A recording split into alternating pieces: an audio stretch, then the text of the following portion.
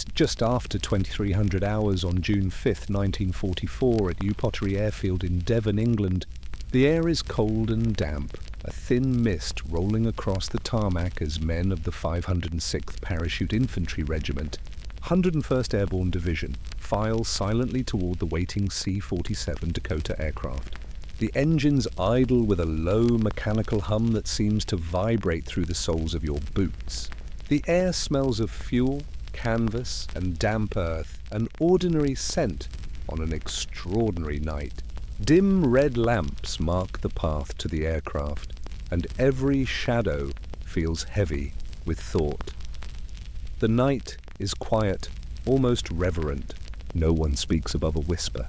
You carry nearly 80 pounds of gear, a T5 parachute, a reserve chute on your chest, an M1A1 folding carbine clipped to your harness, a trench knife strapped to your ankle, grenades, rations, and a canteen that feels heavier than usual. Your helmet chin strap sits loose against your neck, and the webbing of your harness digs into your shoulders. The sound of boots on metal ramps echoes softly as men climb aboard the plane one by one. At 3,000 feet above, the weather reports predict light winds over the English Channel, but the forecast, like everything else tonight, is uncertain. Before we continue with this story, I'd love to know where in the world are you listening from? Are you in bed trying to drift off, or perhaps studying late into the night? Drop a comment below and let me know your location. And if you enjoy these detailed historical journeys, make sure you're subscribed so you don't miss future stories. Now let's return to the scene at Pottery Airfield. Inside the aircraft, the C-47 Dakota is dimly lit by a single red bulb near the ceiling. The fuselage smells of oil and leather. You sit on a narrow canvas bench along the wall, knees pressed against the man opposite you. The metallic floor vibrates with the rhythm of the engines, each pulse a reminder of how far from safety you already are. There are 18 men aboard, each carrying the same mix of gear, fear, and unspoken thoughts. Some chew gum to relieve pressure in their ears. Others just stare at the black and white invasion maps folded inside their field jackets. In front, the pilot and co-pilot murmur over the intercom. Their voices are calm, professional, almost detached. A navigator checks his charts, illuminated briefly by the red glow of a flashlight. Over the channel, dozens of similar aircraft line up in precise formations. Operation Albany, one of several airborne missions launching into Normandy tonight.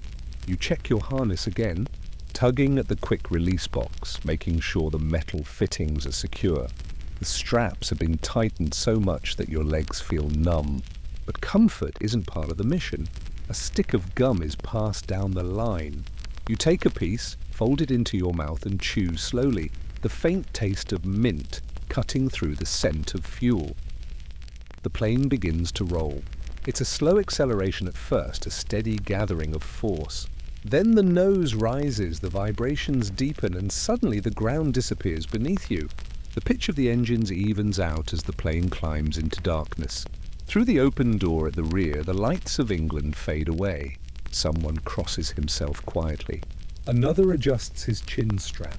Hours seem to stretch, though it's only minutes. You watch condensation form on the inside of the aircraft skin, tiny beads of moisture trembling with each vibration. The wind outside is constant, pressing against the fuselage, whispering through every seam. At around 110 hours, you're over the English Channel. The pilot calls out through the intercom, approaching drop zone in 1 hour. The words are clear but distant, almost unreal. You glance at your altimeter. The needle wavers just under 1,500 feet. The red light above the door glows steadily, casting faint crimson shadows over the men's faces. The static line hook rattles against its mount. The engines drone on, the most consistent sound in the world. You shift your weight, trying to find comfort that doesn't exist.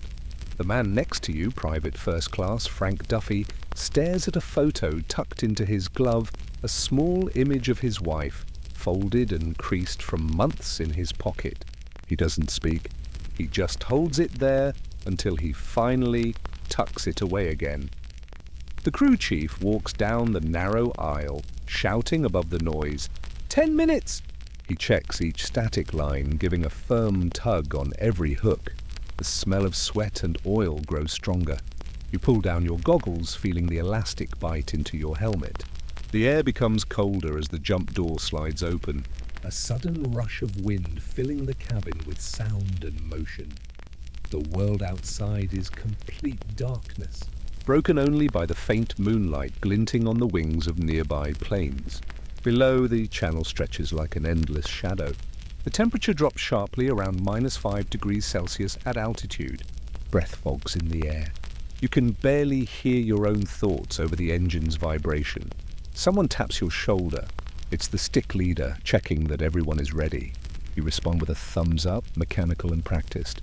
Training takes over now, years of drills condensed into a few final moments. You remember what the instructors said at Fort Benning months earlier. Once that green light hits, don't think. Just go. The static in your radio headset crackles briefly. Then, distant flashes appear ahead, dull bursts of light, far too irregular to be natural. Flak. Anti-aircraft shells bursting in the night sky.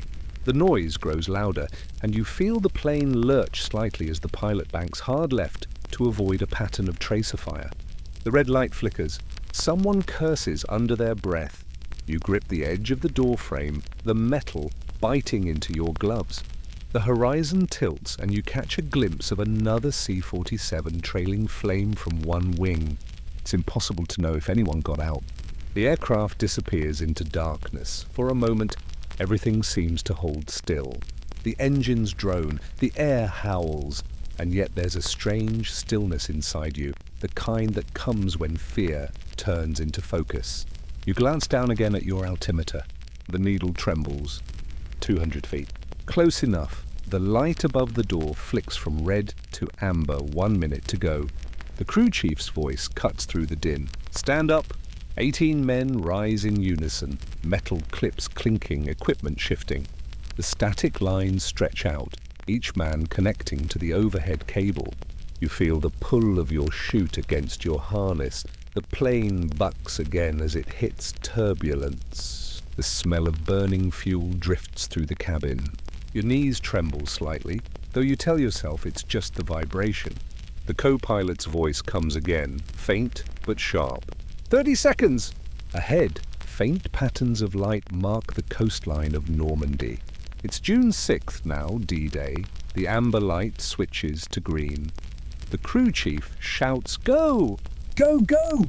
One by one, men vanish into the wind, swallowed by the darkness outside.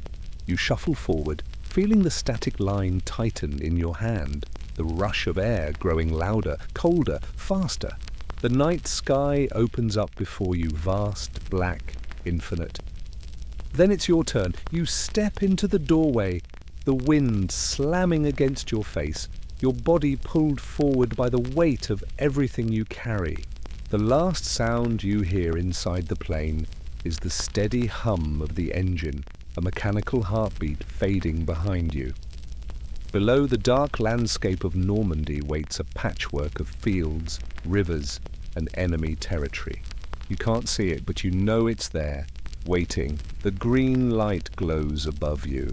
Steady and unwavering, you take one last breath and step into the void. And in that instant, between the hum of the aircraft and the silence of the night, you realize how small a human being truly is when, falling into history, the rush of air fades. For a moment, there is nothing, only the sound of wind and the slow, rhythmic snap of the parachute lines above you. The world feels suspended, motionless. Below, faint flashes of light burst in silence. Then the sound of anti-aircraft fire catches up to them, distant, hollow, but close enough to remind you where you are.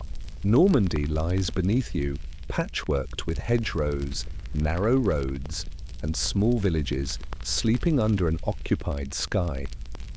The canopy rustles softly. You swing gently in the harness, feeling the straps dig into your legs. The smell of cordite drifts upward, mixed with the faint scent of damp earth and salt from the nearby marshes. Tracer rounds climb lazily toward the sky. some close, some far. One passes near enough that you see its glow reflected in your goggles. The altimeter needle slides down. You brace.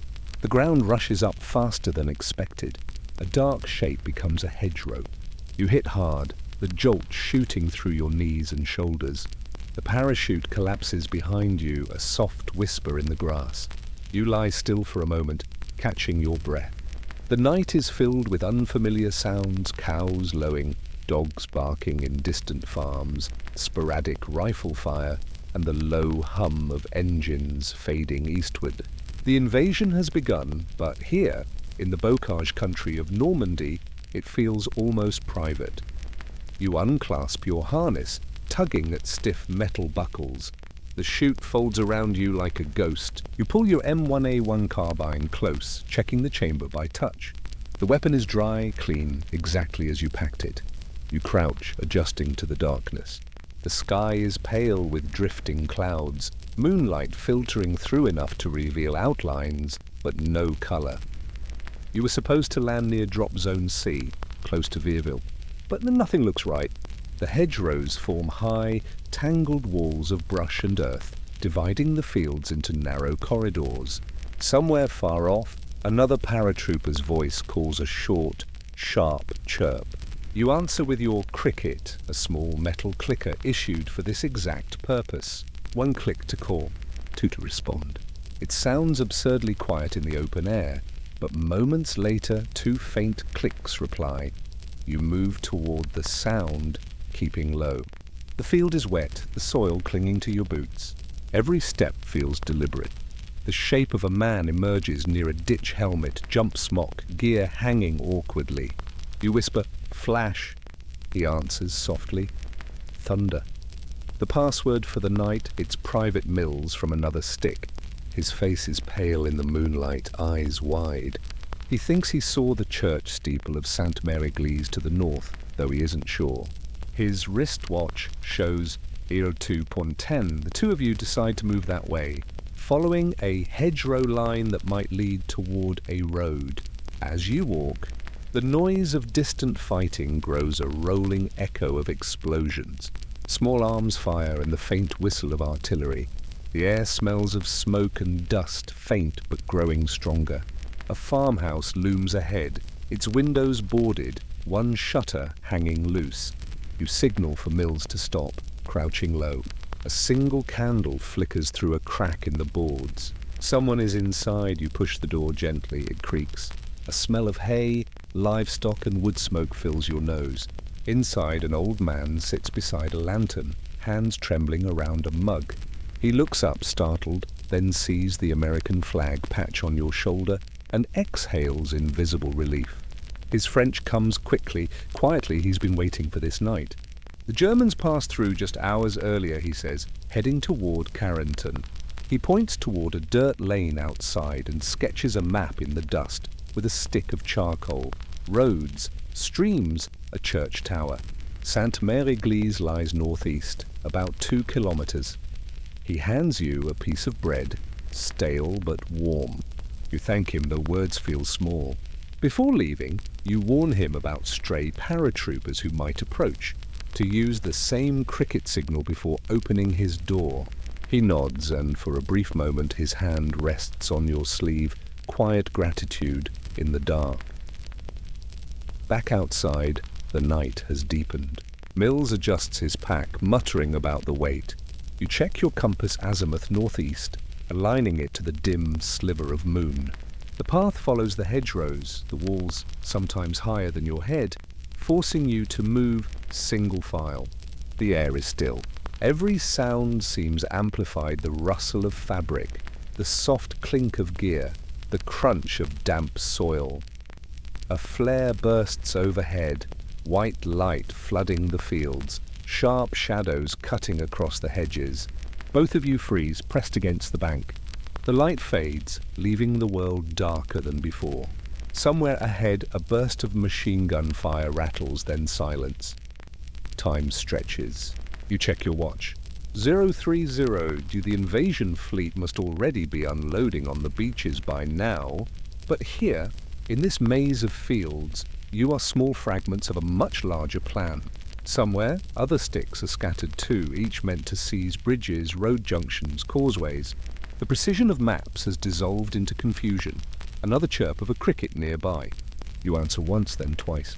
Out of the darkness, 3 figures emerge, mud-smeared, heavy with gear. One is a lieutenant from E Company, his map case slung over his shoulder. He's trying to gather anyone he can find. No one knows where the drop zone truly was. The flak had pushed planes miles off course. You join his small group, 7 men in total. The lieutenant spreads his map across the ground, using a flashlight dimmed under his handkerchief.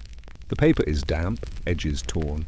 You trace the roads with your finger, matching what the French farmer said. If this lane is correct, then the church steeple should be visible once the clouds part. You move again, following a narrow dirt path bordered by high hedges. The air smells of dew and mud. Occasionally you hear voices German, sharp and clipped. You freeze, crouch, wait. The patrol passes, their boots crunching gravel. When they are gone, you continue. Around 04:15, the sky begins to pale slightly in the east. A rooster crows somewhere, confused by the hour. In the half-light, you finally see it, the silhouette of a church tower rising above the trees. Sainte-Mère Église. But the approach isn't simple. The fields are flooded, part of the German defense to slow down landings. You wade through shallow water, boots filling, clothes heavy. Each step feels colder, slower. The lieutenant signals to hold position near a hedgerow, using hand gestures practiced endlessly in England. You drop to one knee, scanning the horizon. The quiet is interrupted by sporadic gunfire from the town. A flare arcs high, bathing the church in eerie light. You can see parachutes caught in trees, some still hanging. Smoke curls from a burning house. The scene is both surreal and ordinary, as though history itself is unfolding at walking pace. One man whispers that he saw a figure moving in the next field. The lieutenant signals again, flank left. You move through the hedge, branches catching your gear. Ahead, 2 more Americans emerge, wet, exhausted, carrying an MG-42 they must have taken from a German post. They exchange passwords. Relief washes over you all. Now there are 9 men. The beginnings of a squad, small but functional. Someone checks ammunition. Another unfolds a ration tin and eats cold beans in silence.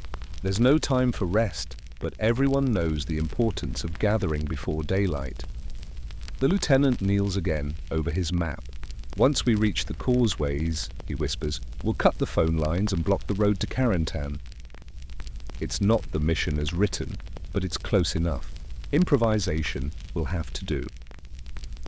As dawn strengthens, the mist reveals more of the countryside apple orchards, stone walls, and the faint outline of the Merderet River beyond. In the distance, artillery rumbles continuously, rolling like thunder over the horizon. You take a sip from your canteen. The water tastes metallic. The sound of aircraft engines still echoes faintly overhead, though now they are heading inland. Around you, small groups of men appear, stragglers from other units, faces drawn and tired. Some carry rifles, others only pistols. The confusion is immense, but the sense of purpose holds them together. By 05, the group has grown to 14. A few have been lost along the way, but more keep arriving. The sun rises behind thin clouds, turning the fields grey-blue. Birds begin to sing, absurdly normal against the backdrop of invasion. You kneel beside a hedgerow, adjusting your gear one more time. Mud cakes your boots. Your hands smell of oil, metal, and earth.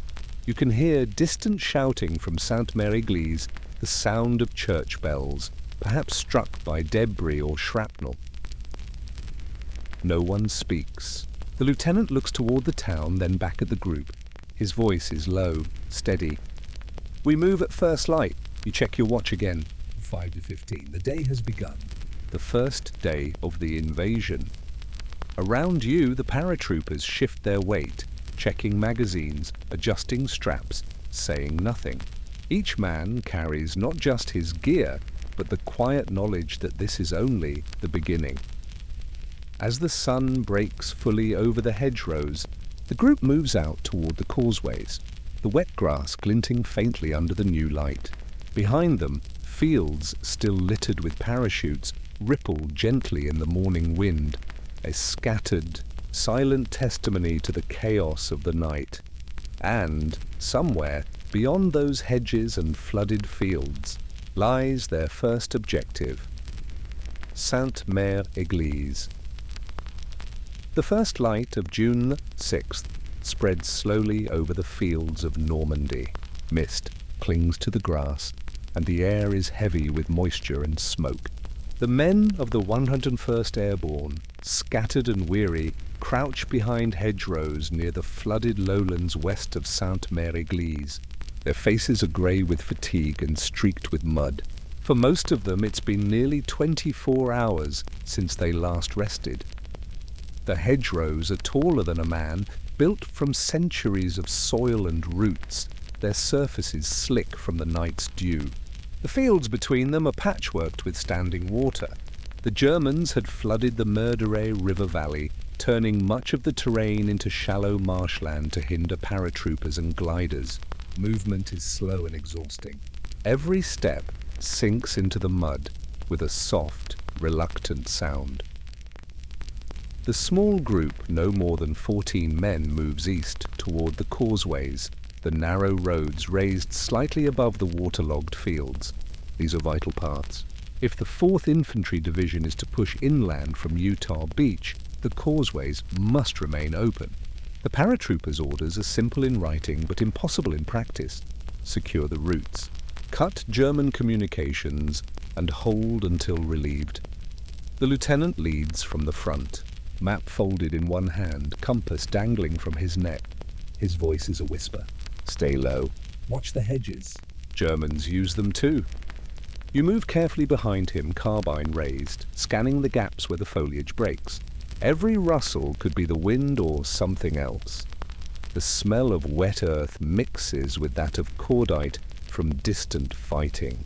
Somewhere toward the coast, naval guns begin their slow, rhythmic bombardment. The sound carries through the mist, low and steady like thunder, rolling in from the sea. Each concussion feels distant yet physical, a vibration through the soles of your boots. A few hundred yards ahead, the group halts near a stone farmhouse. Its roof is half collapsed, a shell hole through the upper floor. The door hangs loose. Inside, the kitchen is empty, except for a pot overturned on the hearth and a single boot near the threshold. On the table, a half-eaten loaf of bread has gone hard overnight. There's no sign of life. You hear faint static on a field radio someone salvaged earlier.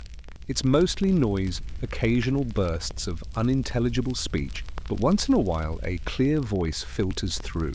This is Able Company. Hold position. Bridge secured. Then static again. The lieutenant nods, satisfied that at least one unit made its mark.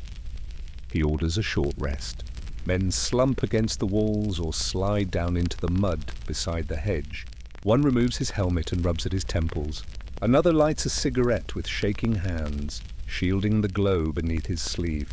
The smoke drifts upward, merging with the mist. You check your ammunition pouch. 3 magazines left. 1 grenade. A folding map, damp from your pocket. The details blur as you unfold it, rivers, roads, dotted lines marking enemy positions that may already be out of date. You trace your finger along the penciled label, Causeway number 2, leading from La Madeleine inland. That's the target. After 10 minutes, the lieutenant gestures again. Move out. The route narrows, the path little more than a raised dirt lane bordered by standing water. To the right, flooded meadows shimmer faintly. In some places, only the tops of fence posts mark where dry land once was. You can hear frogs croaking, oddly constant, amid the sound of distant artillery. The men move in single file, rifles angled forward. Every few minutes they stop to listen. Once a German truck passes on a road 2 fields away. The sound of its engine grows, then fades, leaving silence broken only by birdsong. At one junction, the lieutenant signals halt. 2 men crawl forward, following a line of telephone poles that runs along the lane. The wires are intact, still carrying messages between German outposts. Using a pair of wire cutters from his belt, one paratrooper climbs halfway up the pole, braces his boot, and snips the line clean. The wire falls with a faint hiss, disappearing into the water below. Small tasks like these seem meaningless at the time, but they are the quiet threads that shape the battle. Every line cut, every bridge held, every hedgerow crossed, these details decide whether the landings succeed or fail. A distant burst of small arms fire cracks to the north. You freeze listening. It continues for a minute, then stops. The lieutenant checks his watch. "Beach troops will be landing now," he says quietly. No one responds. They all know what that means, hours of chaos at the coast. While here, they fight a different kind of battle. One of waiting, watching, and holding. By mid-morning, the mist begins to lift. The sun reveals the landscape in muted colors, green fields, grey stone walls, the faint silver of water channels weaving through everything. You can see the causeway ahead, raised slightly above the surrounding ground, stretching east toward the coast. Smoke rises in the distance, probably from artillery near the beaches. The lieutenant divides the group. 6 men move to cover the western approach. The rest set up a defensive position near the crossroads. 2 plant mines along the verge, using standard M5 anti-tank mines scavenged from supply bundles dropped overnight. The work is slow, fingers numb from cold and exhaustion. You help position an M1919 light machine gun behind a low bank, its tripod legs sinking into the mud. The barrel is wiped down carefully with a rag before being set. Ammunition belts are checked twice. In training, these steps felt repetitive. Out here, they feel essential. When everything is set, there's nothing left to do but wait. The hours drag. The men speak little. Occasionally, a bird startles from the hedgerow, and half the group turns their rifles that way before realizing it's nothing. Someone opens a K-ration tin biscuits, cheese, and a small piece of chocolate. He passes the chocolate around, each man taking a square, letting it melt slowly on his tongue. The taste is faint but grounding. By early afternoon, a single German motorcycle appears on the far road, a BMW R75 with a sidecar. The rider wears a grey coat, goggles catching the light. The lieutenant raises his hand. Hold! The motorcycle approaches the bend unaware. Then at 20 yards, the machine gun opens with a short burst, controlled, efficient. The vehicle veers, stalls, and stops. No celebration follows. The men simply adjust their sights and wait again. Later, 2 more soldiers arrive from another scattered unit, mud-soaked, exhausted, one limping. They bring news. Sainte-Mère-Église is in American hands. Paratroopers of the 505th PIR took the town before dawn, and by morning they had raised a makeshift flag on the church. The lieutenant nods. "Then we hold the causeway," he says simply. The sun drifts westward. Shadows lengthen across the fields. You can feel the ache in your shoulders now, the strain of carrying weight too long. Your uniform is stiff with dried mud. Flies hover near the edges of your helmet liner. The day feels endless. At last, near evening, the lieutenant allows a short rest. You find a dry patch beneath a tree beside the road. Removing your helmet, you wipe sweat from your forehead and sip from your canteen. The water is warm now, tasting faintly of metal and leather. Around you, others do the same, silent, methodical, like a ritual they've repeated 100 times. One man removes his boots to check his feet, skin pale and wrinkled from hours in wet conditions. Another writes brief notes in a small field book, coordinates, times, simple details that will later fill official reports. A corporal nearby sharpens his bayonet with a slow, steady motion, more for focus than need. Somewhere far to the south, artillery rumbles again, followed by the faint whine of aircraft. The sky, once grey, begins to tint orange with the setting sun. You lean back against the earth and watch faint clouds drift across the horizon. The wind carries the distant echo of engines from the Channel ships still firing at inland targets. It has been more than 24 hours since the first paratroopers boarded their planes in England. Many have not been seen since. Others lie scattered across Normandy's hedgerows, their missions unfinished, their names unrecorded for days. The men here don't speak of them yet. There's no time. You close your eyes briefly, letting the hum of distant bombardment fill the silence. The sound is steady, like a heartbeat, mechanical, impersonal, endless. When you open them again, the world has dimmed to twilight. The lieutenant moves quietly along the line, checking positions, offering a nod to each man. His face is streaked with grime, but calm. The first day of the invasion is ending, but the war for Normandy has only begun.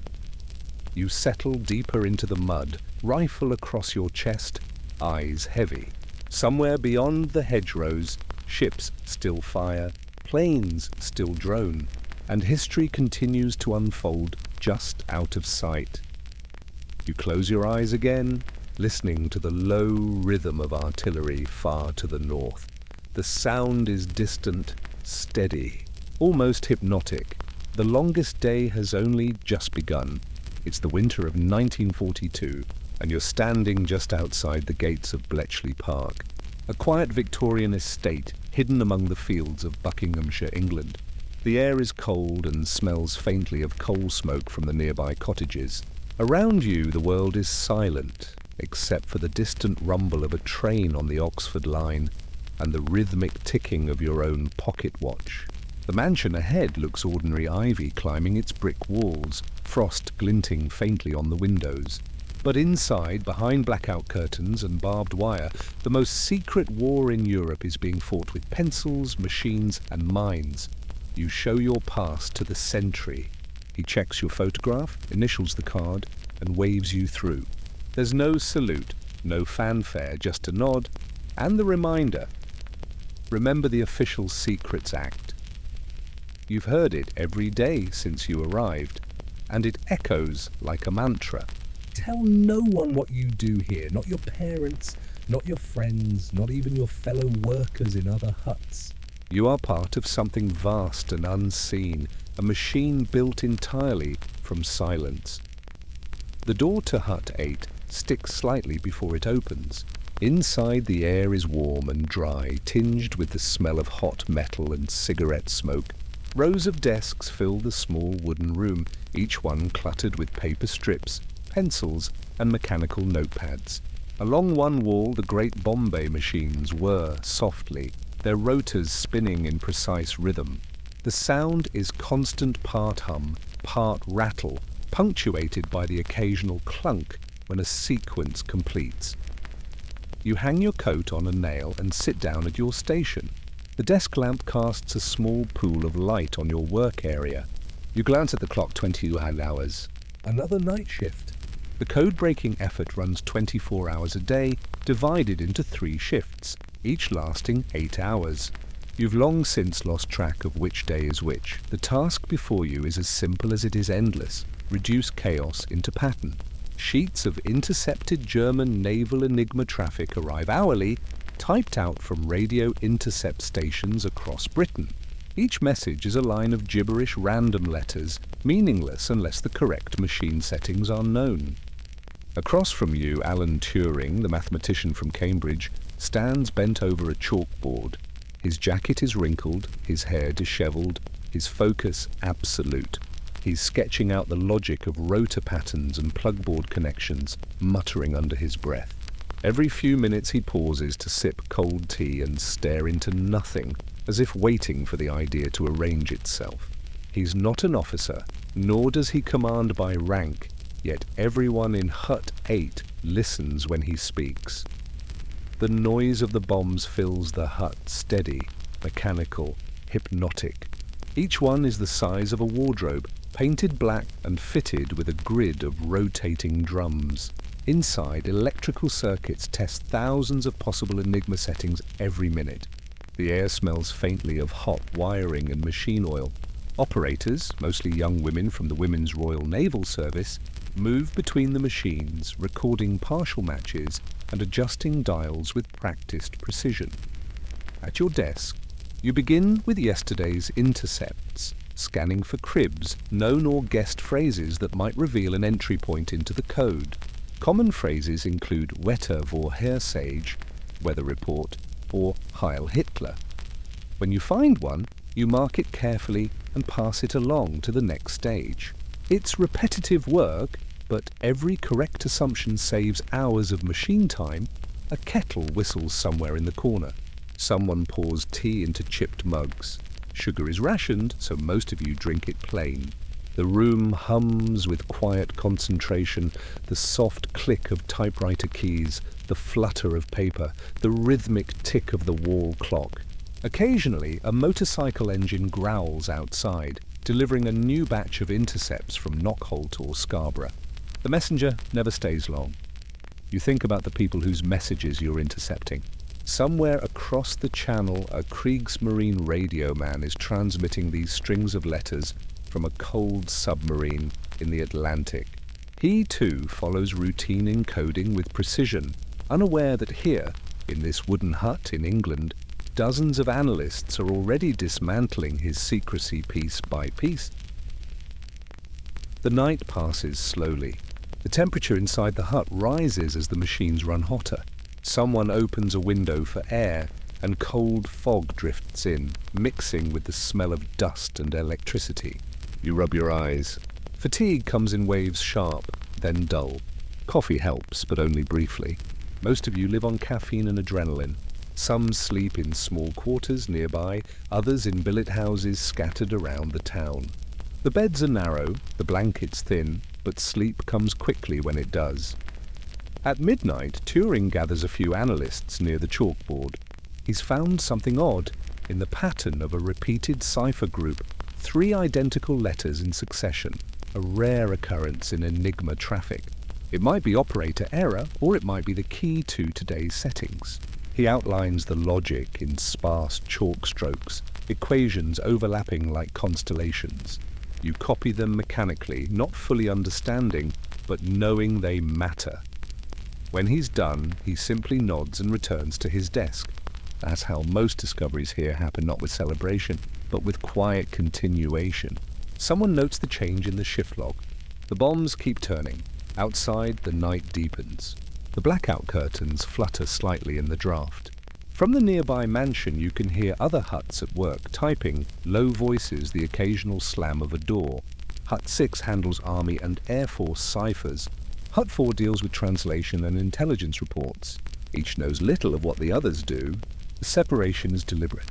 The fewer people who understand the whole picture, the safer the secret remains. Hours pass. Papers pile up. Your pencil dulls and you sharpen it mechanically, listening to the soft rasp of the blade.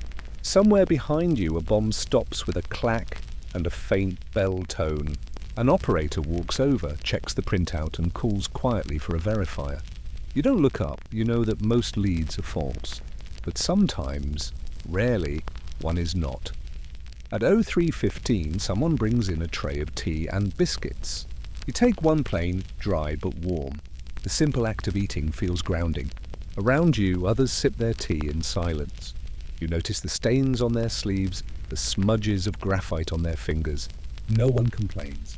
The work consumes everything: time, conversation, even identity. Occasionally, you wonder how this place will be remembered, if it ever will. Most of the staff are in their 20s, many fresh from universities, others recruited from teaching, banking, or even crossword competitions. Few have military rank. All share the same vow of secrecy. When you send letters home, you mention only clerical work in the countryside. No one asks further. By 04:45, the first signs of dawn appear outside. A pale blue light leaks around the edges of the blackout curtains. The air inside the hut has gone stale, thick with machine heat. Someone yawns quietly. Turing adjusts his glasses, scribbles a final note in his ledger, and sets down his pencil. The night shift is nearly over. You stretch your arms, listening to the stiffness of your joints. Outside, birds are beginning to call faintly, their sound mingling with the mechanical rhythm of the bombs. Then, without warning, one of the machines halts abruptly, a single metallic click that breaks the pattern. The operator leans closer, eyes narrowing. She checks the paper output, then calls softly for confirmation. Another analyst joins her, comparing results against yesterday's key logs. The tension lasts only seconds, but in this room, seconds feel long. Finally, the verifier nods. It fits, she says quietly. A printer begins to whir, its gears turning slowly, feeding out a narrow strip of paper filled with neatly typed letters. The room is silent, except for the sound of the machine. As the dawn light spills through the curtains, the first decoded message of the day emerges an Enigma signal from a German U-boat in the North Atlantic. A single message out of thousands that could alter the course of the war. The morning shift begins without ceremony. Outside, frost still glitters on the lawns of Bletchley Park, but inside Hut 11 the air is already thick with heat. Rows of great black machines line the wooden walls, bombs, built to think in rhythm. Their rotors turn with a slow, relentless hum that never stops, day or night. You enter quietly, notebook in hand. The room smells of warm metal, oil and ozone, the scent that comes from constantly running electrical circuits. The machines stand taller than a man, each one fronted with a forest of rotating drums, switches and wires. Labels mark them with names Agnes, Victory, Jumbo. Agnes Day, the quiet humor of engineers trying to humanize their creations. Each Bombay tests the daily settings of the German Enigma, a cipher machine with 3 to 4 rotors, each wired internally to transform letters into different outputs every time a key is pressed. Because the Germans change their key settings every 24 hours, every day begins again from zero. Every dawn erases the previous night's success. The operators, mostly women of the Women's Royal Naval Service, the Wrens, move between machines with measured precision.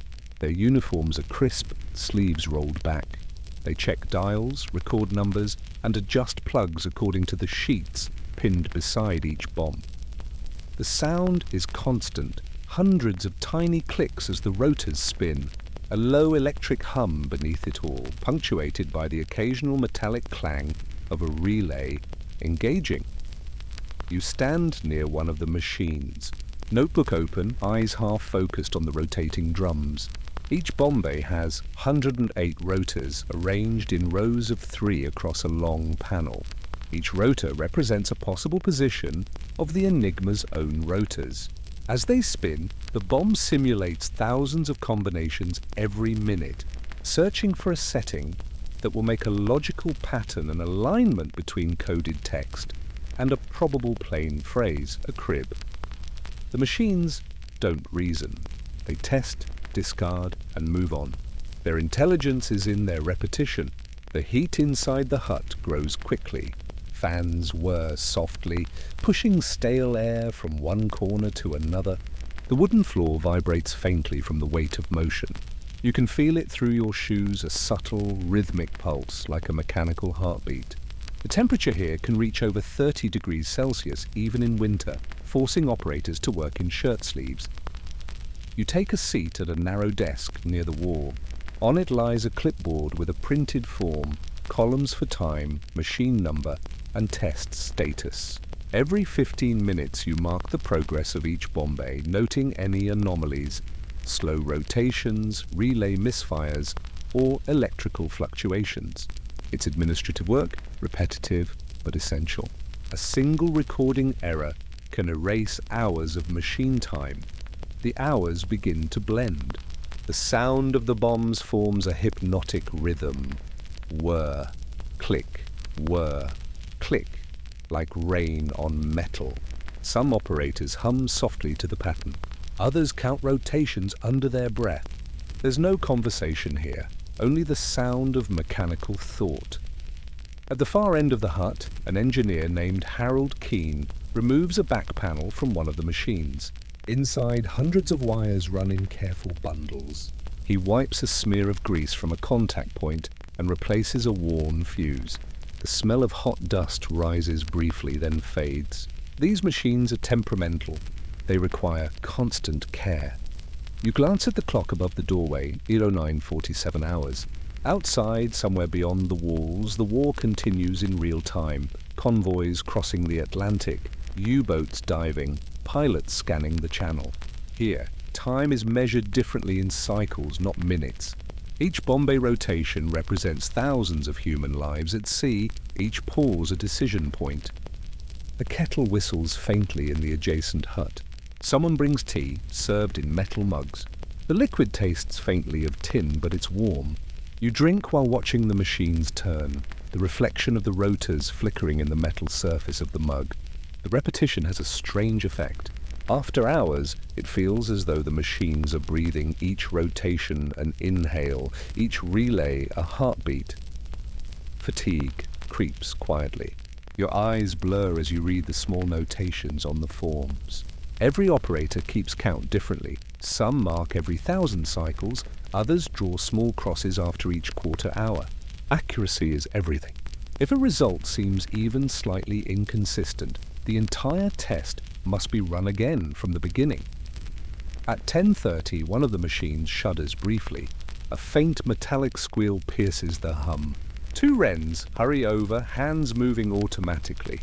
They shut the main switch, open the side panel, and inspect the drum assembly. The bearing has seized dust and oil mixed into a fine black paste. Within minutes they've cleaned it, re-oiled the contact, and restarted the machine. The hum resumes, steady as before. No one comments. Repairs are as routine as breathing. Every few hours, messages arrive from Hut 8, new menus, the logical connections to test on the bombs. Each menu represents a hypothesis, perhaps a weather report, a routine greeting, a repeated word like Atlantic. You replace the old menu with the new, connecting it with plugs and wires on the panel. The procedure takes time and must be exact. One misplaced plug renders the test meaningless. The process is mechanical, yet each motion carries a sense of gravity. You think of the operators on the German side, their morning reports encoded and sent, confident in Enigma's perfection. They believe the system is unbreakable, and perhaps in pure mathematics it is. But the bomb is not just mathematics, it's patience embodied in steel and copper. The hours slide past. The hut grows hotter, louder, more confined. Occasionally a fly buzzes near the lamps, its small wings caught in the updraft of heated air. Someone opens the window a crack, letting in the smell of wet grass and coal smoke from the power generator outside. It doesn't help much. At noon, you take a short break in the narrow corridor outside. The cold air feels shocking after the closeness of the hut. You stand for a moment, eyes closed, listening to the faint mechanical drone through the walls. Even in the silence, your ears still ring with phantom clicks. You think about the people who built these machines, the engineers at the British Tabulating Machine Company in Letchworth, working from sketches provided by Turing and Gordon Welchman. Each Bombay cost more than $10,000, an unimaginable expense in wartime, yet they are built in secrecy, shipped under tarps, and assembled by hand at night. Each one expands the reach of human thought. Back inside, you resume your watch. The logbook fills slowly with entries, each line nearly identical to the last. At times you question whether any of it matters, whether these machines will ever stop on the right setting. But doubt is part of the process, folded into the monotony like oil into metal. Occasionally, a supervisor from the government code and cipher school walks through, checking the logs. He nods politely, says nothing, and moves on. Even among the staff, information flows one direction only, down. You never know what your results lead to, or who reads them, or what consequences they have at sea. That ignorance is deliberate. Secrecy protects everyone, including you. Afternoon blurs into evening. The light through the small windows fades from grey to gold, then to nothing. The bulbs overhead flicker slightly as the generator strains under load. Still, The machines continue endless motion, endless pattern. Fatigue sharpens into a kind of alert calm. You become attuned to every change in sound, the subtle difference between a healthy spin and a struggling rotor. Your brain fills the gaps, anticipating the next cycle before it happens. It's a kind of hypnosis, but necessary. A missed change could mean missing the one pattern that matters. You check the clock again. 17 hours. The shift is almost done. Someone yawns, covering their mouth with the back of a grease-stained hand. Another stretches, joints popping softly in the heat. Then, just as the next cycle begins, one machine hesitates, a brief stutter, like a skipped heartbeat. The rotors stop mid-turn, and a small indicator light glows faintly amber. The room seems to pause with it. You walk closer. The wrens check the printout emerging from the lower slot, a narrow strip of punched tape covered in numbers and letters. The sequence looks different, structured, repeating in a way that random output never does. It could be noise, or it could be what everyone waits for, a possible key. No one speaks. The operator marks the time on her clipboard, initials the entry, and hands the strip to the verifier. The protocol is exact. The key must be tested manually before anyone can believe it. You watch as the verifier carries the strip across the hut, footsteps soft against the wooden floor, the faint smell of ozone lingering in the air. Behind you, the other bombs continue to spin, their rotors turning endlessly, a chorus of mechanical patience echoing into the night, and for a brief, still moment you realize the machines are thinking faster than you ever could, but they still rely entirely on human hands to make sense of their silence. The decoded message from the night before has already left Bletchley Park by the time you arrive for the morning shift. It travelled not by radio, but by secure courier-typed, stamped and hand-carried through a chain of locked offices to London. There, it was labelled Ultra, a word that few outside these walls ever hear. At Bletchley, there are no celebrations when a message is cracked. There is only continuation. Another cipher, another day's key, another 1,000 lines of coded text waiting to be tested. The work never ends, and neither does the secrecy. Outside, the gardens of the old estate are quiet. The fountain is dry now, its basin filled with leaves. Somewhere near the tennis court, bicycles are parked in long rows, each assigned to a messenger who rides between huts. The air smells faintly of damp wood and petrol.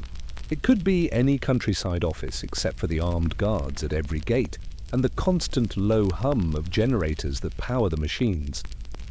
Inside Hut 4, the decrypted messages arrive in sealed envelopes. Analysts there translate them from German into English, their typewriters clattering steadily under blackout shades. Every letter and number is double-checked by 2 independent readers before being sent to naval intelligence. The rule is clear: no interpretation, only translation. You are not to speculate, not to guess at meanings, not even to discuss them among yourselves. In the corner of the hut, a poster reminds everyone of the unbreakable commandment: careless talk costs lives. You return to Hut 8 for your own shift.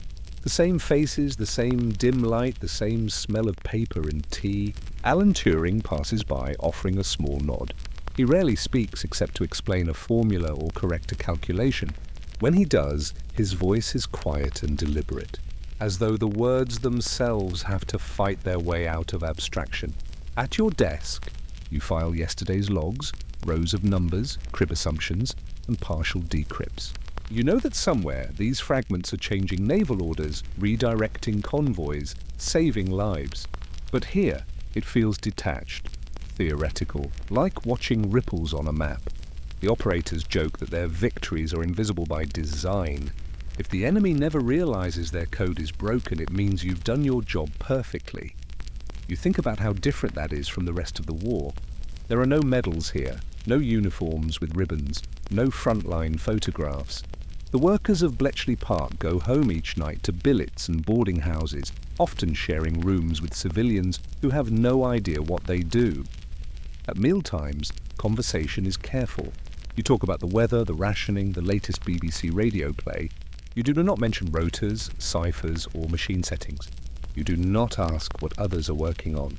It becomes habitually an internal censorship that seeps into ordinary speech. Letters home are simpler still.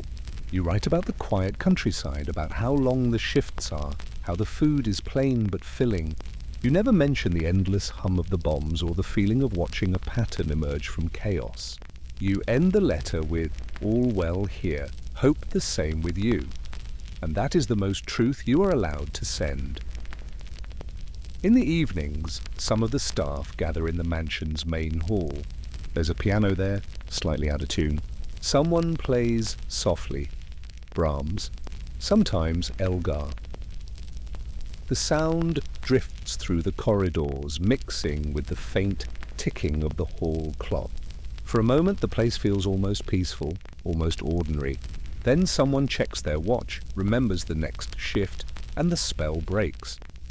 By 1943, the flow of decrypted intelligence ultra has become one of Britain's most closely guarded secrets. Reports from Bletchley are sent only to a handful of people, including Winston Churchill, who once called the code breakers his golden geese that never cackled. Even he never visited the site to protect its anonymity. Orders are filtered through military commands under vague references like special source or high-grade intelligence. In this system, anonymity is not a punishment, it's protection. If a German spy ever discovered the nature of Bletchley's work, the entire effort could collapse overnight. So the secret is preserved at all costs. One afternoon, you watch as a motorcyclist collects the daily packet from the communications office. It's sealed with red wax and marked "Most Secret." The rider checks the signature, places it in a leather pouch, and drives away without a word. In less than 2 hours, that message will reach the Admiralty, where it may reroute a convoy or warn of a U-boat ambush. None of the operators who cracked it will ever know what it changed. There's comfort in that anonymity, but also distance. You live surrounded by consequence, but never touch it. You see the inputs and outputs, but not the lives between them. It becomes a kind of discipline, a separation between mind and meaning. The workday ends quietly. The machines are powered down for maintenance, their warmth fading into the air. The rotors stop turning. The silence feels heavier than the noise ever did. One by one, people leave the hut, pulling on coats, exchanging brief nods. Outside, dusk has settled. The blackout lamps glow faintly, guiding the path toward the main gate. In the billet that night, you try to sleep. The bed is narrow, the blanket thin. Through the window, you can hear owls calling in the distance, and, if you listen carefully, the low hum of the generator still running in the park. The sound never truly stops. Even in dreams, you can hear the rhythm of the bombs click, whir, pause, repeat. Occasionally, you imagine the sea, the cold Atlantic stretching under a grey sky. Somewhere out there, convoys move in zigzag patterns, following instructions based on the numbers you help uncover. You think of the sailors who will never know that their safe passage began in a small wooden hut, surrounded by gardens and silence. Weeks pass, then months. By 1944, the scale of success is beyond what anyone imagined. Enigma messages reveal U-boat positions, Luftwaffe plans, and even details of German troop movements in France before D-Day. The information changes the shape of the war itself. Yet inside Bletchley Park, nothing changes. The routine continues, the machines, the logs, the secrecy. Victory remains invisible, hidden beneath layers of procedure. When the war finally ends in 1945, there is no announcement for Bletchley Park. The staff are quietly dismissed, each one reminded once more of the Official Secrets Act. They are told not to speak of their work, not to journalists, not to friends, not even to each other after leaving. Most obey, years pass. Some go back to teaching, some to mathematics, some to lives that seem impossibly ordinary after what they've done. The huts are emptied, the machines dismantled. The estate becomes quiet again, just another country house, its windows reflecting calm English skies. But the silence continues to echo. Many of those who served here never see their names in books or films. Their stories remain unspoken, their achievements buried beneath the one rule that defined them. Say nothing, and yet, in that silence lies their victory. Every intercepted message, every solved key, every saved ship was a triumph not of noise but of restraint. The war was won not only by those who fought, but by those who thought and then kept the secret. Long after the war, most never spoke of what they'd done. They carried it quietly through decades of peace. Their victory lived and still lives in the silence they kept. It's April 1941 and the sea is quiet, grey and endless. You are aboard the U-96, a German Type 7C U-boat somewhere in the North Atlantic. The air outside is cold, heavy with salt spray, but below the surface it is warmer, dense, humid and stale. The submarine runs at depth 40 meters, silent but alive, its steel hull groaning gently against the pressure of the ocean. Inside there are 46 men and almost no space between them. Every inch is filled with equipment, pipes, and the smell of diesel and sweat. The ceiling is so low that most men stoop as they move. The deck plates are always slick, always cold. You can hear the constant rhythm of machinery, the thrum of the electric motors, the faint hiss of air compressors, and the drip of condensation along the bulkheads. This is home for weeks at a time. The day aboard U-96 begins not with dawn, but with a voice. A sailor shakes your shoulder gently. 4 Stunden vorbei. 4 hours gone. Time to change watch. You open your eyes to the dim red light of the control room. The air feels thick, recycled too many times. There's no sun, no sky, no morning here, only the clock and the routine. You pull yourself from the narrow bunk, careful not to disturb the man sleeping below you. Every bunk on the boat is shared, 2 men to 1 bed, alternating every 4 hours in what the crew calls hot bunking. The sheets are never cold. You dress in the same wool undershirt and grey uniform you've worn for days. Clean clothes are a luxury that comes only with port. The control room is cramped, filled with dials, wheels and gauges. The chief engineer, Leitender Ingenieur Fritz Grade, checks the oxygen levels, then the battery charge numbers scribbled neatly in a logbook. The captain, Kapitänleutnant Heinrich Lehmann-Willenbrock, sits quietly at the periscope, eyes scanning the empty horizon above. Communication is minimal, efficient and calm. Every man knows his task. The U-boat operates on a 4 hours on, 4 hours off rotation. There are 2 crews for every essential duty: helmsman, engine operators, lookouts. Work, rest, work again. There is no day or night, only cycles. Meals are the closest thing to timekeeping. Breakfast, lunch and supper arrive irregularly depending on depth and danger. In the galley, barely the size of a closet, a cook named Der Smutje prepares the morning meal. He works bent at the waist, his back pressed against the stove, trying to balance pans on a moving deck. The smell of frying onions and canned sausage spreads through the compartment, mixing with the ever-present odor of oil and metal. The men eat, standing or crouched, where they can find room, tin plates balanced on knees, spoons clinking softly. The menu rarely changes. Canned sauerkraut, Tinned meat, condensed milk and coffee made from roasted barley. The bread, stored in the bow near the torpedoes, will grow mold before long. Fresh food lasts only a few days after leaving port in Saint-Nazaire, and the cold stores at the stern are filled with little more than butter, margarine, and salt pork. Yet the crew eats well by wartime standards. Even canned food tastes good when it means another day alive. After breakfast, the control room hums with quiet routine. The helmsman adjusts the dive planes to maintain depth. The chief of the watch marks a new position on the chart.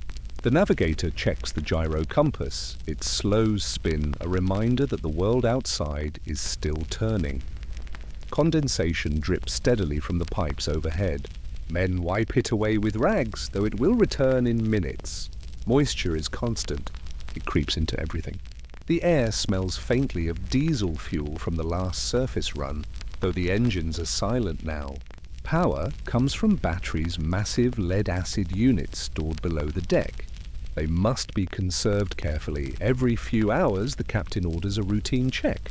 The sound of hatches sealing echoes down the narrow corridors. Valves turn, gauges twitch, and the boat creaks as water pressure settles evenly across the hull. The temperature drops slightly and the air grows heavier. Somewhere aft, a man coughs a dry, rasping sound that no one comments on. Everyone coughs aboard a U-boat eventually. The air is too thick not to. You pass through the compartments: control room, engine room, aft torpedo room. Each space is alive with sound. The electric motors hum like a low organ note. The propeller shafts rotate steadily, vibrating the metal deck beneath your boots. When you reach the bow, the space narrows again. There, in the forward torpedo room, two sailors clean the outer casings of the G7E torpedoes, wiping them down with oily rags.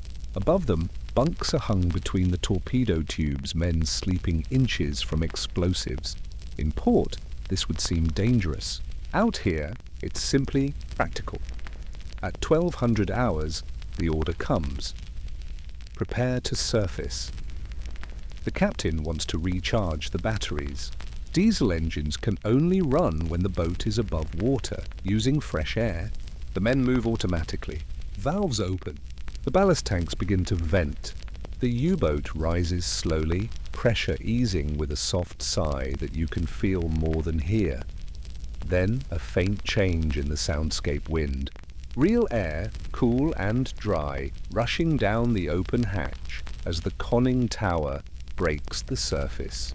It smells of salt and fuel and something almost like freedom. You climb the narrow ladder to the bridge, eyes adjusting to daylight. The horizon is empty. Only sea and sky. The sun glints off the grey waves. On deck, the crew works quickly. The engines roar to life, vibrating the entire hull. The radio operator raises the antenna mast to send position reports to BDU, the U-boat command, in Lorient. Messages are sent in Enigma code, short and precise. Somewhere, a distant base will receive them, translate them, and issue new orders. You breathe deeply, the first real breath in hours. The cold air fills your lungs, almost sharp. But the moment is brief. The surface is never safe for long. Every man on the bridge scans the horizon through binoculars, searching for the distant specks of ships or planes. The Atlantic is vast, but so is the danger. After less than 30 minutes, the captain gives the order. Alarm! Dive! The klaxon wails, short and shrill. Men move instantly, sliding down ladders, sealing hatches. Compressed air hisses as ballast tanks flood again. The deck tilts downward slightly as the submarine sinks beneath the surface, the engines shifting from diesel to electric in one smooth motion. You feel the descent in your stomach, the slow pressure building in your ears, the sound of water rushing past the hull. The lights flicker once, then stabilize. Depth gauge, 40 meters, 860. 80, the captain gives a short nod. Hold 80 meters, silence returns. The engines hum lower now, muffled by water. The air feels warm again, heavy with humidity. Condensation runs down the walls in thin, trembling streams. The only sounds are mechanical, pumps, ticking gauges, the faint creak of the hull under pressure. You learn to recognize those creaks, the sharp, metallic groan, when the submarine flexes slightly, the popping sound from rivets adjusting under stress. They are normal, even comforting. The men joke that if the boat ever stops creaking, then you should worry. Time stretches again. Watches change. Meals repeat. Conversations fade into the steady rhythm of work and waiting. The sea above is both shield and prison. Days pass without sunlight, marked only by meals and orders. Somewhere far overhead, a ship might pass without ever knowing you were here. The Atlantic hides everything, the living, the dying, and the silence between them. At 1800 hours, sonar picks up a faint echo, rhythmic, distant, metallic, propeller blades. The hydrophone operator tilts his head, adjusting the headset dials. Bearing 320, distant contact. The captain moves silently to his post, listening. The sound grows clearer, pulsing steadily through the hull. He raises his hand. Silent running. Immediately all noise ceases. Motors slow. Voices drop to whispers. Crew stops moving. Even tools are set down gently, cloth-wrapped to muffle sound. The submarine becomes a shadow beneath the waves, drifting in near-perfect stillness. The air grows hotter, thicker. You can hear your own heartbeat outside. The ocean presses close, thousands of tons of water above and somewhere beyond. A ship that might already be listening, and in that quiet, between heartbeat and hull, the war continues, measured not in gunfire or explosions, but in the long, patient seconds of waiting for sound to return. The order for silent running lingers like a held breath. Every man aboard the U-96 moves as little as possible. The electric motors hum at their lowest setting, barely enough to maintain control. The submarine glides at 90 meters depth, deep enough to vanish from sonar, shallow enough to survive the weight of the sea. No one speaks. No one needs to.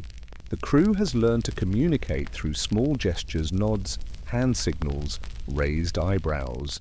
Every sound matters here. Even a dropped wrench can travel through water and betray their position. The enemy above may already be listening. The sonar operator, Matrosengerfreiter Hinrich, sits motionless with his headphones pressed tightly against his ears. His eyes flick toward the dials, then toward the captain. He gives a small shake of his head. Contact lost. The tension doesn't vanish, it simply shifts like a current in deep water. The men know the silence above is temporary. Destroyers hunt by pattern, not patience. They will circle back eventually. For now, the U-boat drifts quietly, conserving power. The air grows warmer by the hour. There is no ventilation during silent running. The compressors are too loud. Condensation beads along the ceiling and drips onto shoulders and necks. The air smells of oil, salt, and metal. Each breath feels heavier than the last. Life aboard a submarine is measured not in days, but in cycles. 4 hours on duty, 4 hours off. The rhythm blurs the sense of time until it's meaningless.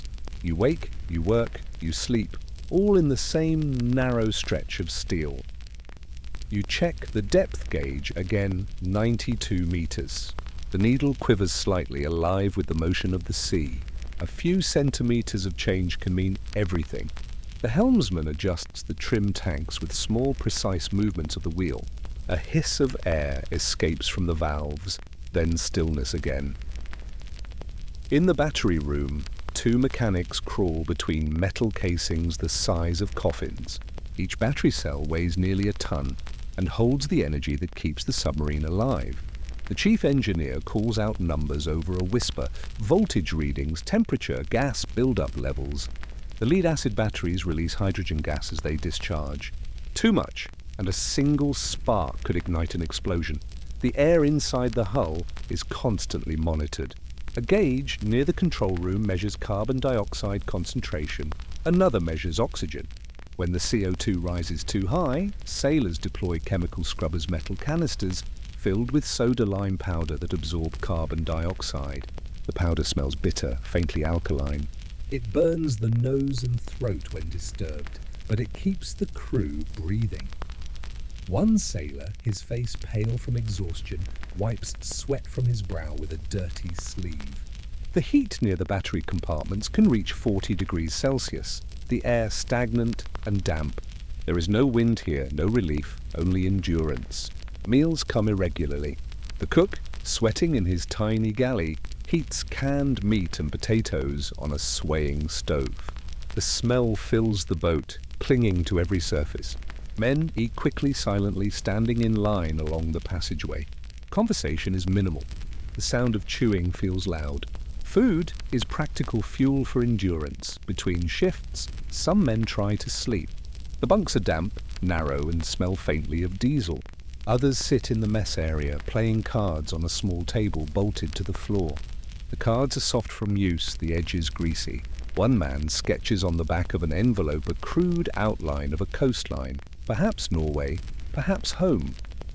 The lights are kept dim, a dull amber glow from bulbs protected by metal cages. It's always the same, no night, no morning, only this soft, perpetual dusk. Without sunlight, the body forgets the rhythm of waking and sleeping. Some men dream with their eyes open. Others stop dreaming altogether. After 16 hours submerged, the oxygen levels drop noticeably.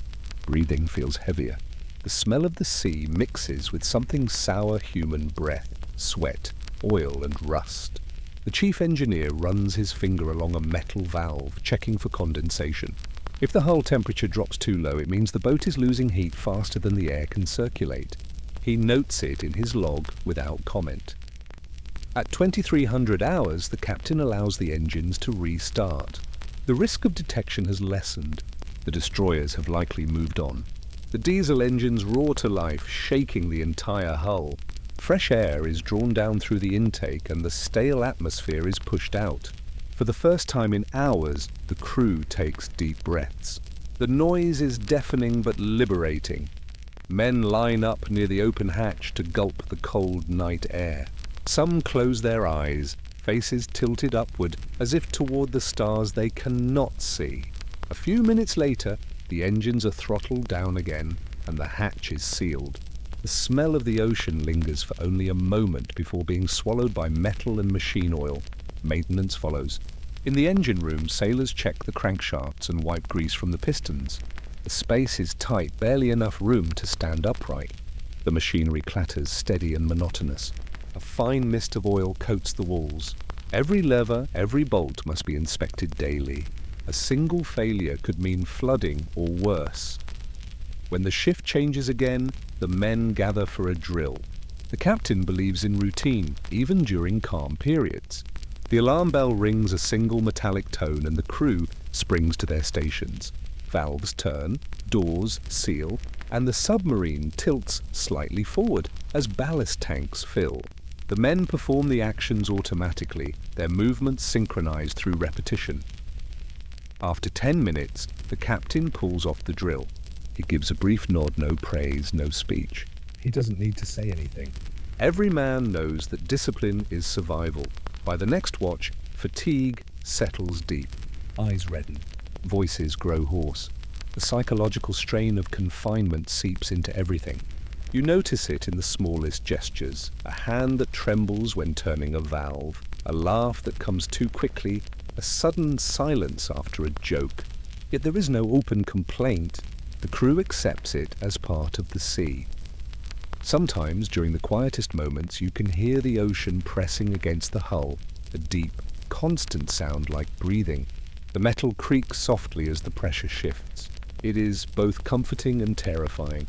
You learn to read those sounds the way a farmer reads the wind, the slight pop of a valve, the groan of a bulkhead, the distant vibration of water currents. Sleep brings no escape. Dreams are short, vivid, and strange sunlight on deck, fresh air, the smell of pine forests near keel. Then you wake to metal walls and the steady hum of machinery. The next morning, though the word means little here, the hydrophone operator reports faint noises above. It could be nothing, could be everything. The crew returns to silent running. The engines stop. The submarine drifts once again into quiet suspension. You watch the depth gauge. 85 meters. 90, 95. The needle wavers, delicate as a clock hand. The hull creaks slightly louder now, a reminder of the crushing tons of water pressing from all sides. One man whispers that he can hear destroyers above, but no one confirms it. The captain listens, eyes fixed on the sonar display. Minutes stretch into hours, sweat beads on foreheads. The temperature rises again. Every sound seems magnified. The soft crackle of static, the drip of condensation, the faint scrape of boots shifting on the deck. Even your heartbeat feels too loud. Someone drops a spanner in the engine room, a small metallic clang, that echoes horribly in the silence. The captain's head turns instantly. No one speaks, but every face tightens. In the next instant, the hydrophone operator stiffens. Propellers, multiple contacts. Bearing 270. Above, unseen, a destroyer begins its slow sweep. The rhythmic pulse of its engines grows clearer, closer, until it seems to fill the submarine itself. Every man holds his breath. The sound passes once, then again, closer. Then comes a pause, a dreadful, empty pause where even the ocean seems to stop moving. A faint explosion rolls through the water, deep and muffled. The hull shudders slightly. A second follows, then a third. Depth charges far off but deliberate. The lights flicker once, briefly dimming, then return to their dull amber glow. No one moves. No one breathes. The destroyers are still searching, and in the dark belly of the sea, you wait. Unsure whether the next sound will be silence, or the sea itself pressing inward. The silence lasts longer than it should. Each man listens for what he can not see, propellers, pings, explosions, but the ocean remains still. Hours pass in a strange suspension of time. The air grows dense again, thick with carbon dioxide. A metallic taste coats your tongue, and your lungs feel heavy. The chief engineer checks the gauges, oxygen down to 15%, CO2 edging higher. It's time. The captain nods once. Surface. The command is quiet, almost casual, yet it carries the weight of survival. Valves open with a hiss, releasing compressed air into the ballast tanks. The submarine trembles slightly, its buoyancy shifting. The deck tilts upward, barely perceptible at first, then more noticeably as the U-boat rises through the cold water. Depth gauge 60 meters. 40-20. The hull moans softly as the outside pressure eases. Somewhere aft, water drains from the vents with a steady rush. The men wait in silence. At 12 meters, the captain gives the next order. Blow main ballast. A roar of air fills the hull. Moments later, the boat breaks the surface with a long metallic sigh. The sound of the ocean returns, the hiss of waves against steel, the distant wind. The crew exhales as one. The watch officer climbs first, pushing open the conning tower hatch.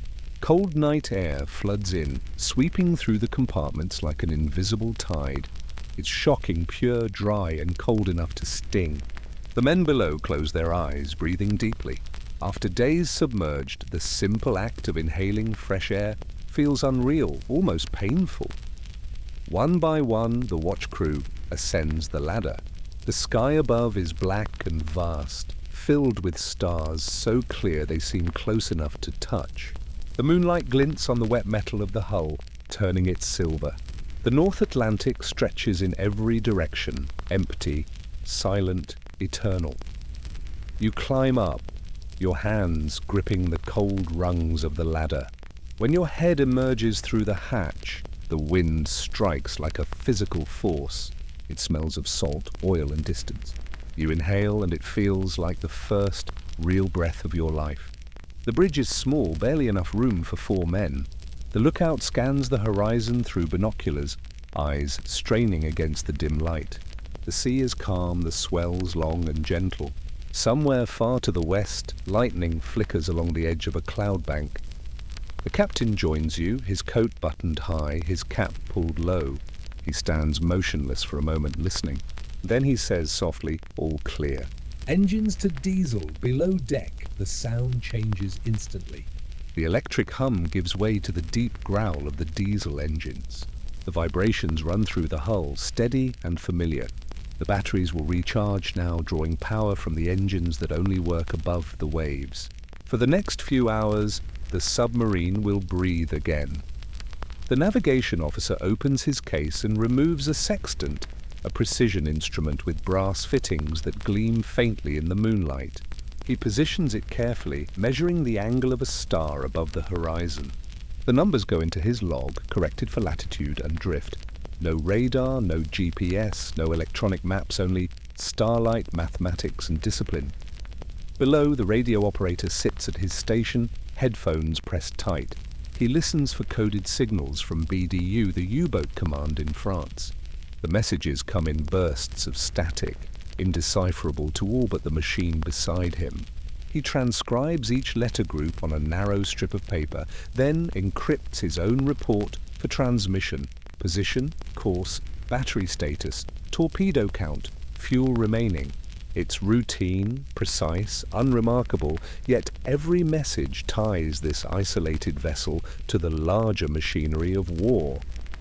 The cook brews coffee in the galley, the smell drifting through the narrow corridors.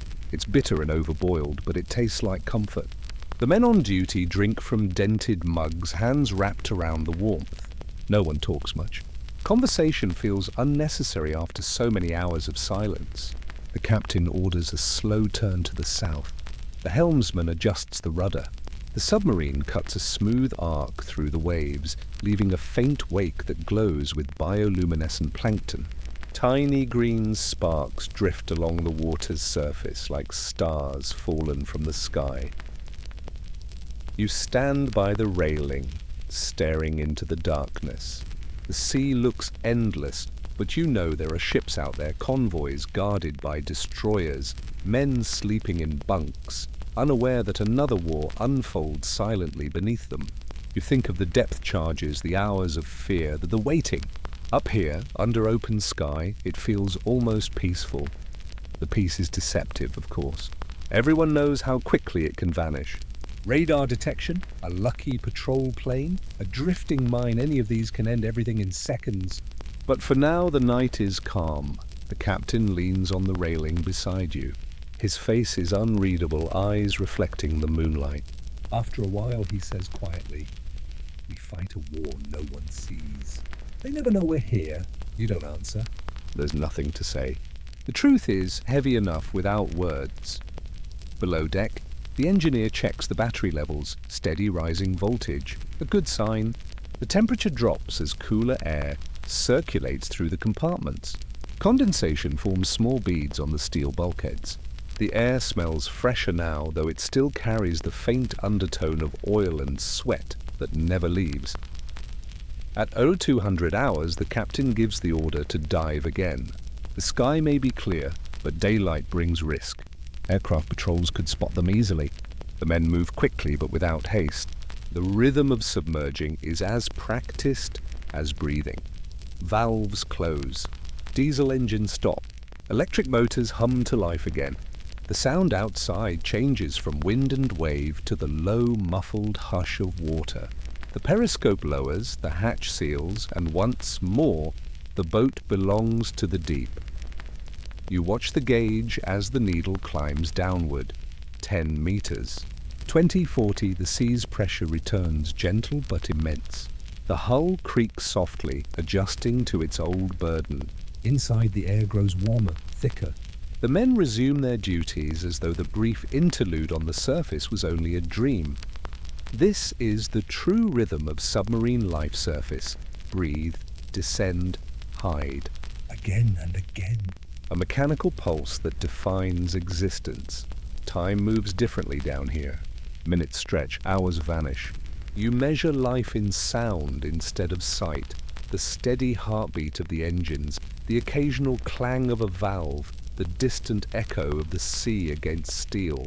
The ocean outside is black and infinite, yet somehow intimate.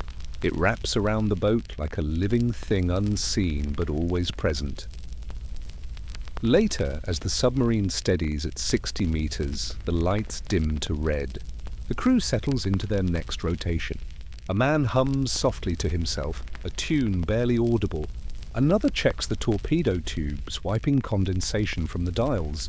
The captain writes in his log, "Position secure." Battery charging complete. No contacts detected. He pauses, then underlines one word.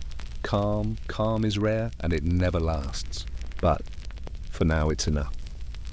You sit near the periscope, listening to the faint creak of the hull. The air hums with quiet tension, not fear, but readiness. It's the kind of awareness that only comes after weeks at sea, when survival has become routine. You think about the world above the ships that cross the same waters. The cities at war, the people asleep under blackout curtains. None of them will ever see this place or know what it feels like to live beneath an ocean. It is a world apart, a world without sunlight, where silence is both enemy and companion. A faint vibration passes through the deck, a change in current, perhaps a distant explosion. The captain glances up but says nothing. It's far enough not to matter. The lights sway slightly, then steady. The men return to their posts. The engines hum on. Hours later, the captain climbs the ladder once more, opens the hatch, and steps into the cold. The wind howls over the deck, biting through his coat. He takes one deep breath and looks out over the endless grey expanse. The sea stretches to the horizon, blank and unforgiving. The war continues, unseen, in its depths. The captain closes his eyes for a moment, letting the wind strike his face. Below him, the crew moves in the confined corridors, silent and precise. Above, the stars begin to fade with the coming dawn. The North Atlantic wind hits the men on deck, a raw, cutting wind that smells of iron and salt. It is the closest thing to freedom they will feel in months. It's December 19th, 1944, near the small Belgian town of Bastogne. The sky is grey and low, the kind of winter sky that seems to press downward.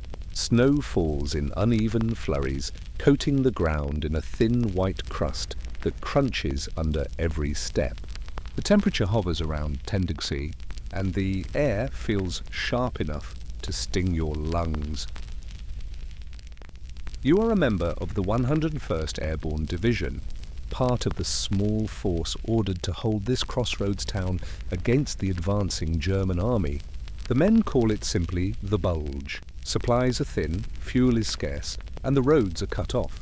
You've been here for 2 days, and the cold is the enemy you fight most often. The morning begins not with sunlight, but with sound, the muffled thud of shovels hitting frozen earth. You kneel in the snow, your gloved hands gripping the handle of an entrenching tool, the short metal spade issued to every soldier. The ground beneath the snow is like iron frozen solid, resistant to every strike. Sparks flicker where steel hits stone. You take turns with the man beside you, breaking through the surface inch by inch. The goal is simple, a hole deep enough to hide in, a wall of dirt between you and whatever shell lands next. Around you, other men dig too, their breath rising in pale clouds. The forest is filled with the sound of scraping metal and quiet cursing. Every few minutes, someone stops to shake warmth into their hands or stamp their boots against the cold. The snow soaks into everything: uniforms, boots, rifles. The wall smells of damp and smoke. Your fingers are stiff, even inside gloves. The handle of the shovel feels like ice. When you pause to breathe, steam fogs your goggles. Somewhere behind the line, a medic coughs, the sound echoing oddly between the trees.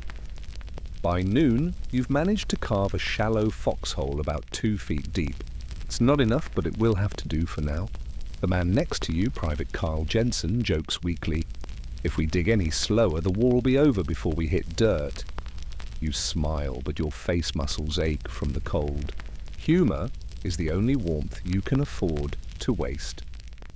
At midday, the quartermaster truck doesn't arrive. It rarely does now. The roads are blocked by snow and German tanks, so lunch is what's in your pack. A sea-rationed tin of cold beans and franks, opened with a pocket knife and eaten with a spoon that freezes to your lips. You sip coffee made from melted snow and instant powder, the taste metallic and bitter. It warms your hands more than your stomach. Some men light small fires in tin cans using splinters of ration crates. The smoke rises in thin grey trails that risk attracting attention, but no one cares anymore. The flames crackle softly in the snow, and for a few moments the forest smells of burned wood instead of cordite. Overhead, planes pass somewhere beyond the clouds, but you can't tell whose they are.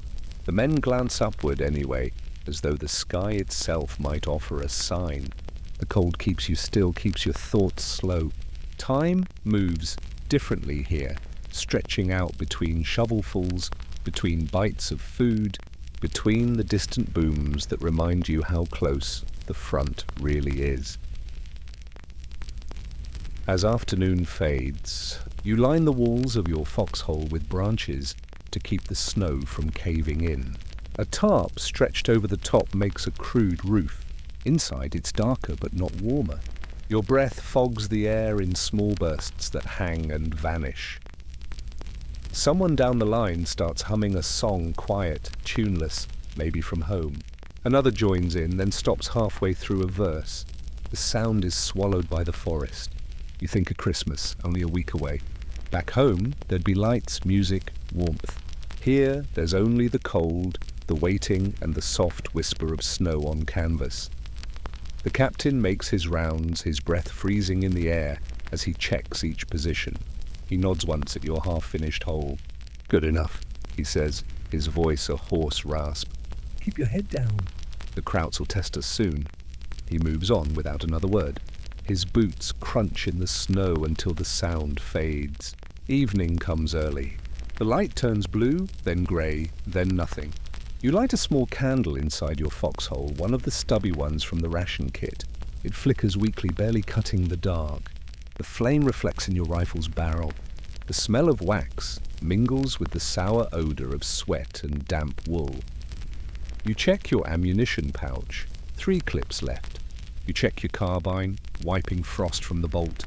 Metal shrinks in the cold, so you handle it gently, as though it might shatter. The trigger guard bites against your glove when you test it. Everything feels harder, sharper, more fragile. At 1900 hours, you hear the first distant rumble of artillery. It's deep, slow, and steady, like thunder rolling through the ground. You know the sound by now. It's German 88mm shells fired from miles away. You pull your helmet tighter, lean against the wall of the hole, and wait.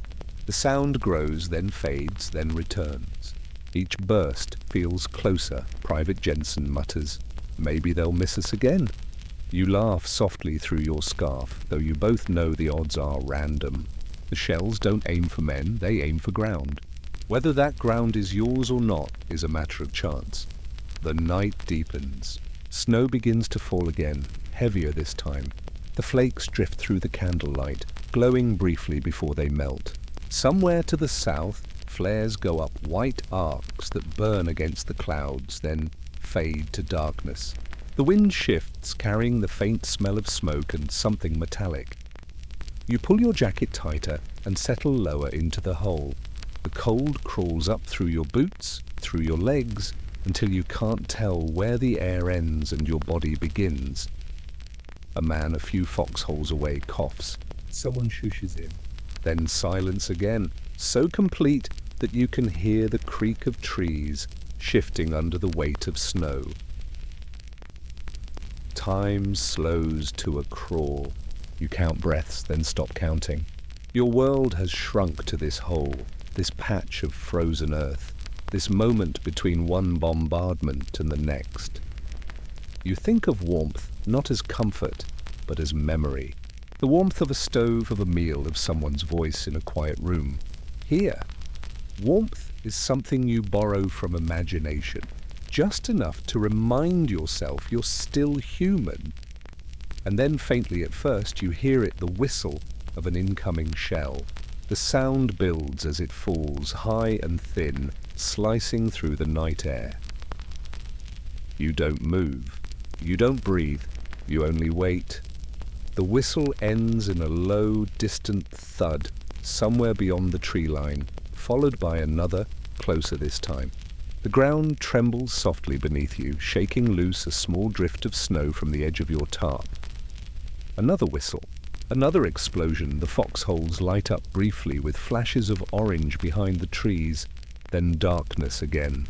The smell of powder drifts through the forest. Mixed with the sharp scent of pine, you close your eyes, hands pressed to your rifle, and listen as the shells continue, steady, methodical, impersonal. The next bombardment has begun. The morning brings no warmth, only a grey light that filters through the snow clouds above Bastogne. The forest is silent except for the occasional crack of rifle fire somewhere far away.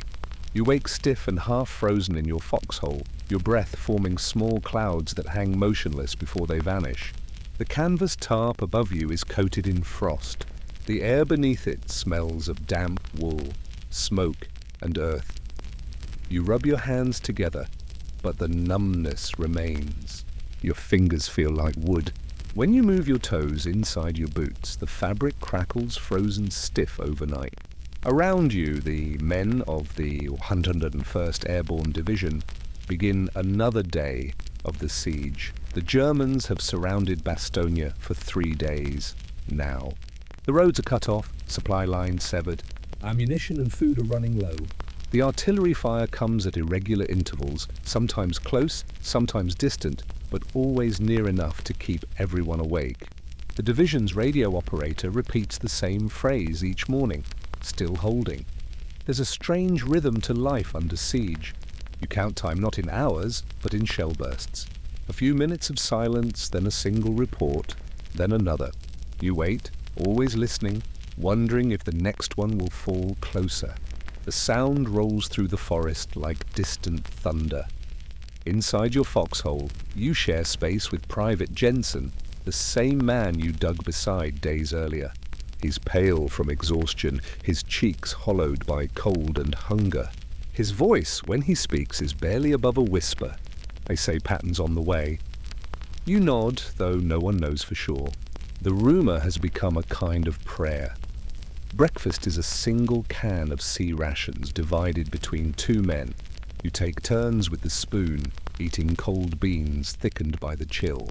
The coffee powder, mixed with melted snow, tastes metallic, but at least it's hot. The warmth in your throat is fleeting.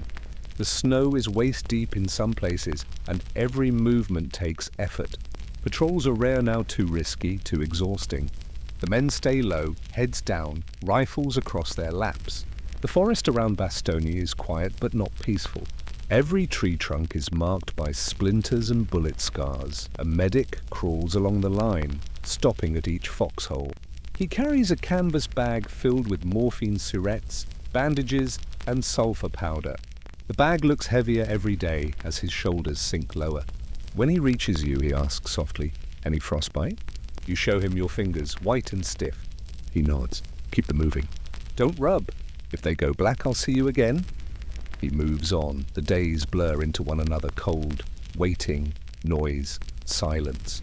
You count the artillery shells as they land, each one a punctuation mark in the monotony of fear.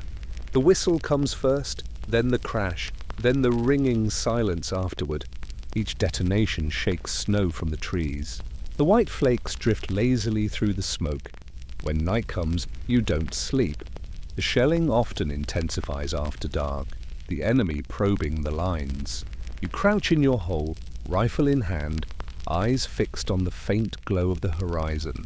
Occasionally, flares burst overhead, long trails of white light that drift down slowly, casting the woods in ghostly illumination. The shadows of trees stretch and shift. You can see the steam of your breath, the outline of your helmet, even the snow melting slightly where the flare's warmth touches. After each flare, there's a moment of absolute darkness, more blinding than light. You blink, disoriented, waiting for your eyes to adjust. Somewhere down the line, a machine gun rattles briefly, then stops. Silence again. Only the sound of the wind moving through bare branches.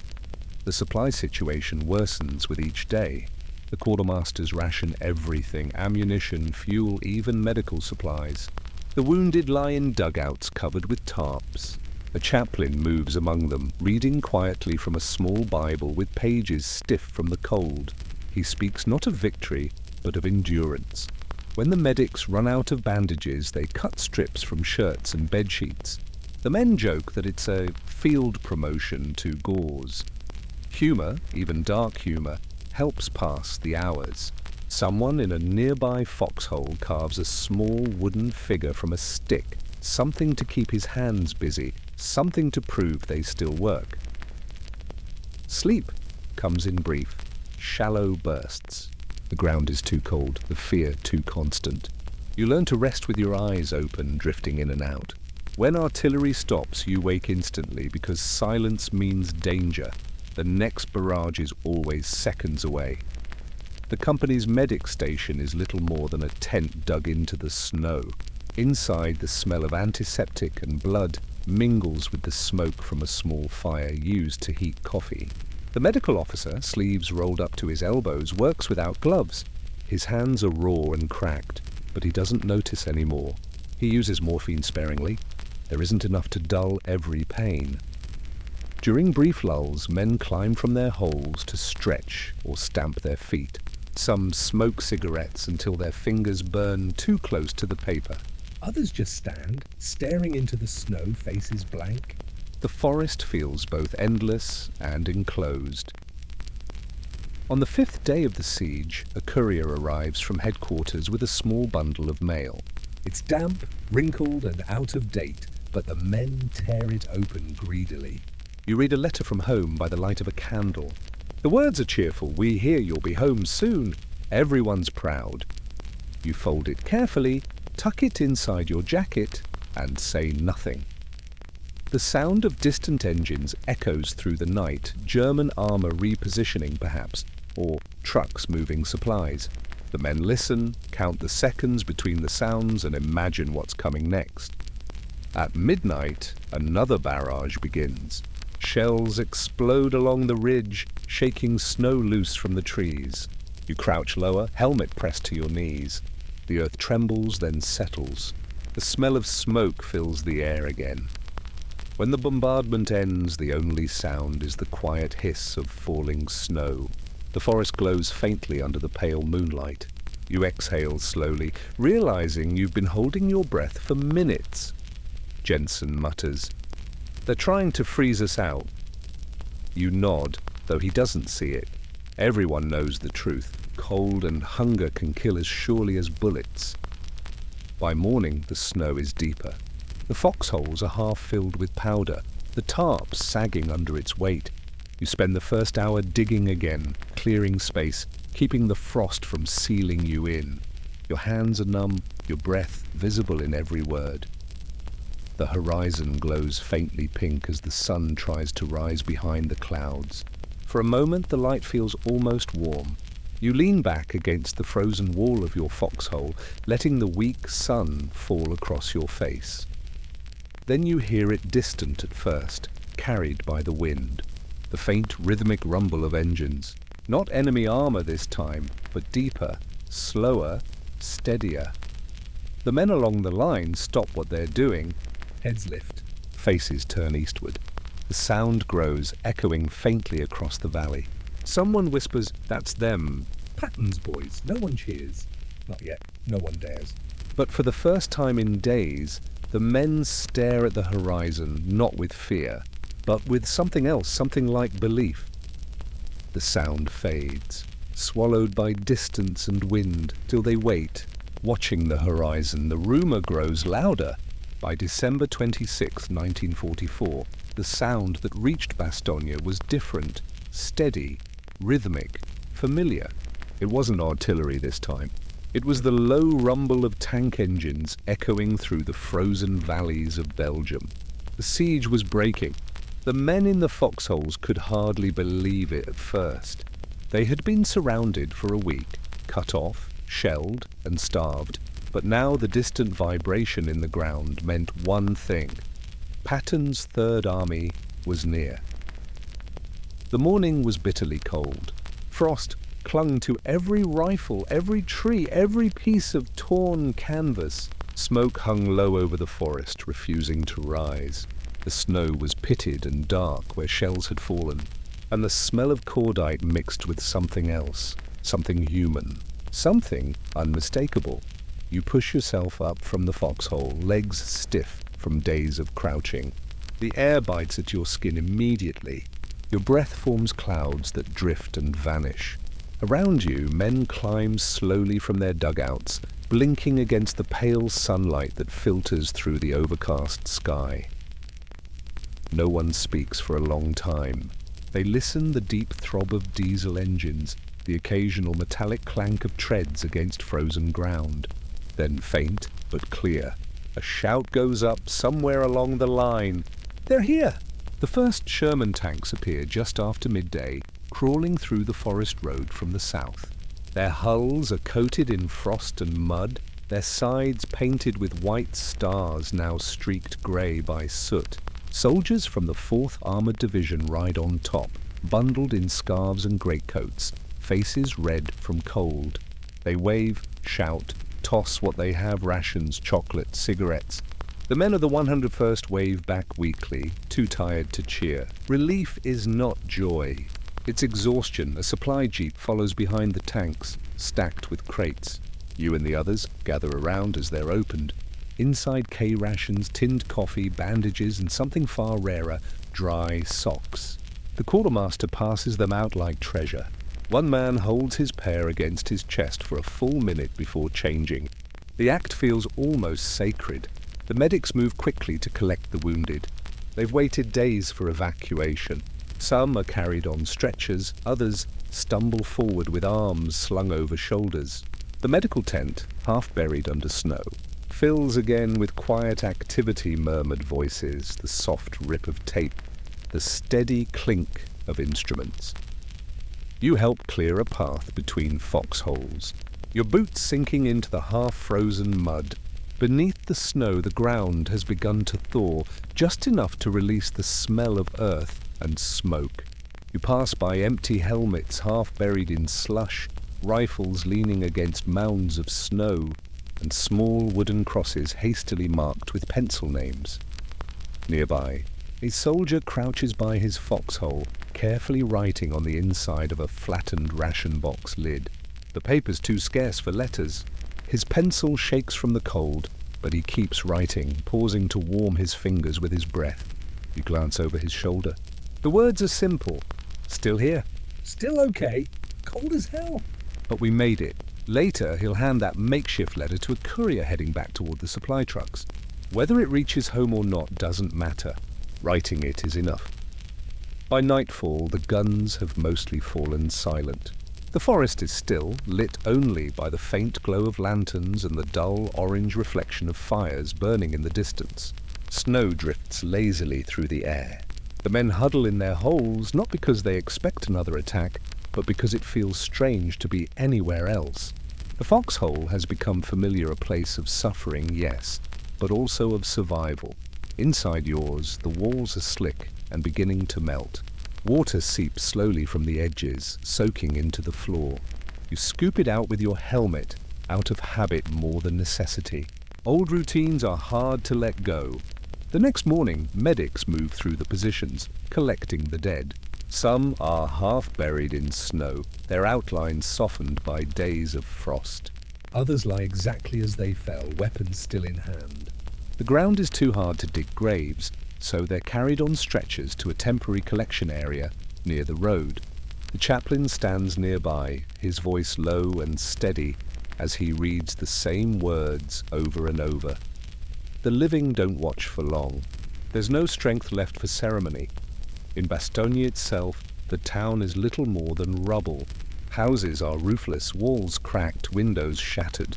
Civilians emerge from cellars, pale and blinking, clutching children wrapped in blankets. Some carry buckets of snow to melt for water. Soldiers hand out rations where they can, breaking chocolate bars into pieces to share. The language barrier doesn't matter. Gratitude speaks its own tongue. At the division command post, General McAuliffe sits at a table littered with maps, still wearing the same wool cap he's had all week. The men who pass through nod respectfully. It was McAuliffe who gave the famous one-word reply to the German surrender demand. Nuts. The story has spread across the division like a legend, though few saw the note themselves. In a siege, even a word can become a weapon. You walk back through the line in the afternoon, stepping over frozen footprints, past holes half filled with slush. The snow crunches under your boots. The air smells faintly of diesel and pine. Someone has hung a small strip of tinsel on a tree branch, a scrap from a supply drop, maybe. It glitters weakly in the pale sun. At the far end of the forest, a group of men gather around a small fire. They talk softly, their voices hoarse from days of shouting over artillery. You join them. Someone passes a canteen. Inside is weak coffee, lukewarm, but it tastes like home. For the first time in days, you remove your gloves, letting the warmth reach your fingers. You look out over the snowy field where the tanks now stand idle, their crews resting against the treads. The battlefield is quiet, covered in white, as though the snow itself is trying to hide what happened here. No one speaks of victory. No one speaks of loss. The men just sit, shoulders touching, sharing the silence that follows survival. That night, you lie in your foxhole one last time. The air has warmed slightly and drops of melted frost fall from the tarp above. You can hear faint laughter from a nearby squad, mixed with the distant hum of idling engines. Somewhere in the dark, someone begins humming a carol softly, uncertainly, but enough to fill the stillness. You take out a small notebook and write a single line, "We held." You close it, tuck it into your breast pocket, and let your eyes drift shut. For the first time in a week, you sleep deeply. In the days that follow, the siege lifts completely. Supplies pour in, replacements arrive, and the front moves east. The men of the 101st are withdrawn briefly to rest. They are thinner now, quieter, but alive. When asked later how they endured, most shrug. Words never fit the cold, the fear, or the silence of those nights. Years later, at a reunion, one veteran is asked what it was like to hold Bastogne. He pauses, looks down, and smiles faintly before answering. "It wasn't courage," he says. "It was just cold." It's January 24th, 1944, near the small coastal town of Anzio, Italy. The night smells of sea salt and antiseptic. Just beyond the shoreline, waves break softly against the sand, but inland, the sound is different. Distant artillery rolling like thunder across the plain. You are inside the 33rd Field Hospital, one of several medical units supporting the Allied beachhead. The canvas walls tremble slightly with each blast. The tents are arranged in rows, their tops reinforced with sandbags. Inside, the air is heavy with heat and the scent of iodine, blood, and burned kerosene. Electric power is unreliable, so lanterns swing from hooks, casting weak pools of yellow light that flicker with every gust of wind. Outside, stretcher bearers move steadily between tents, boots squelching through wet sand and mud. You are a nurse here, though names matter little now. Rank, nationality, even fatigue blur together. You wear the same uniform you've worn for days, a khaki jacket stained darker at the sleeves, a Red Cross armband stiff with salt. The fabric smells of sweat and ether. The 33rd Field Hospital sits less than 3 miles from the front.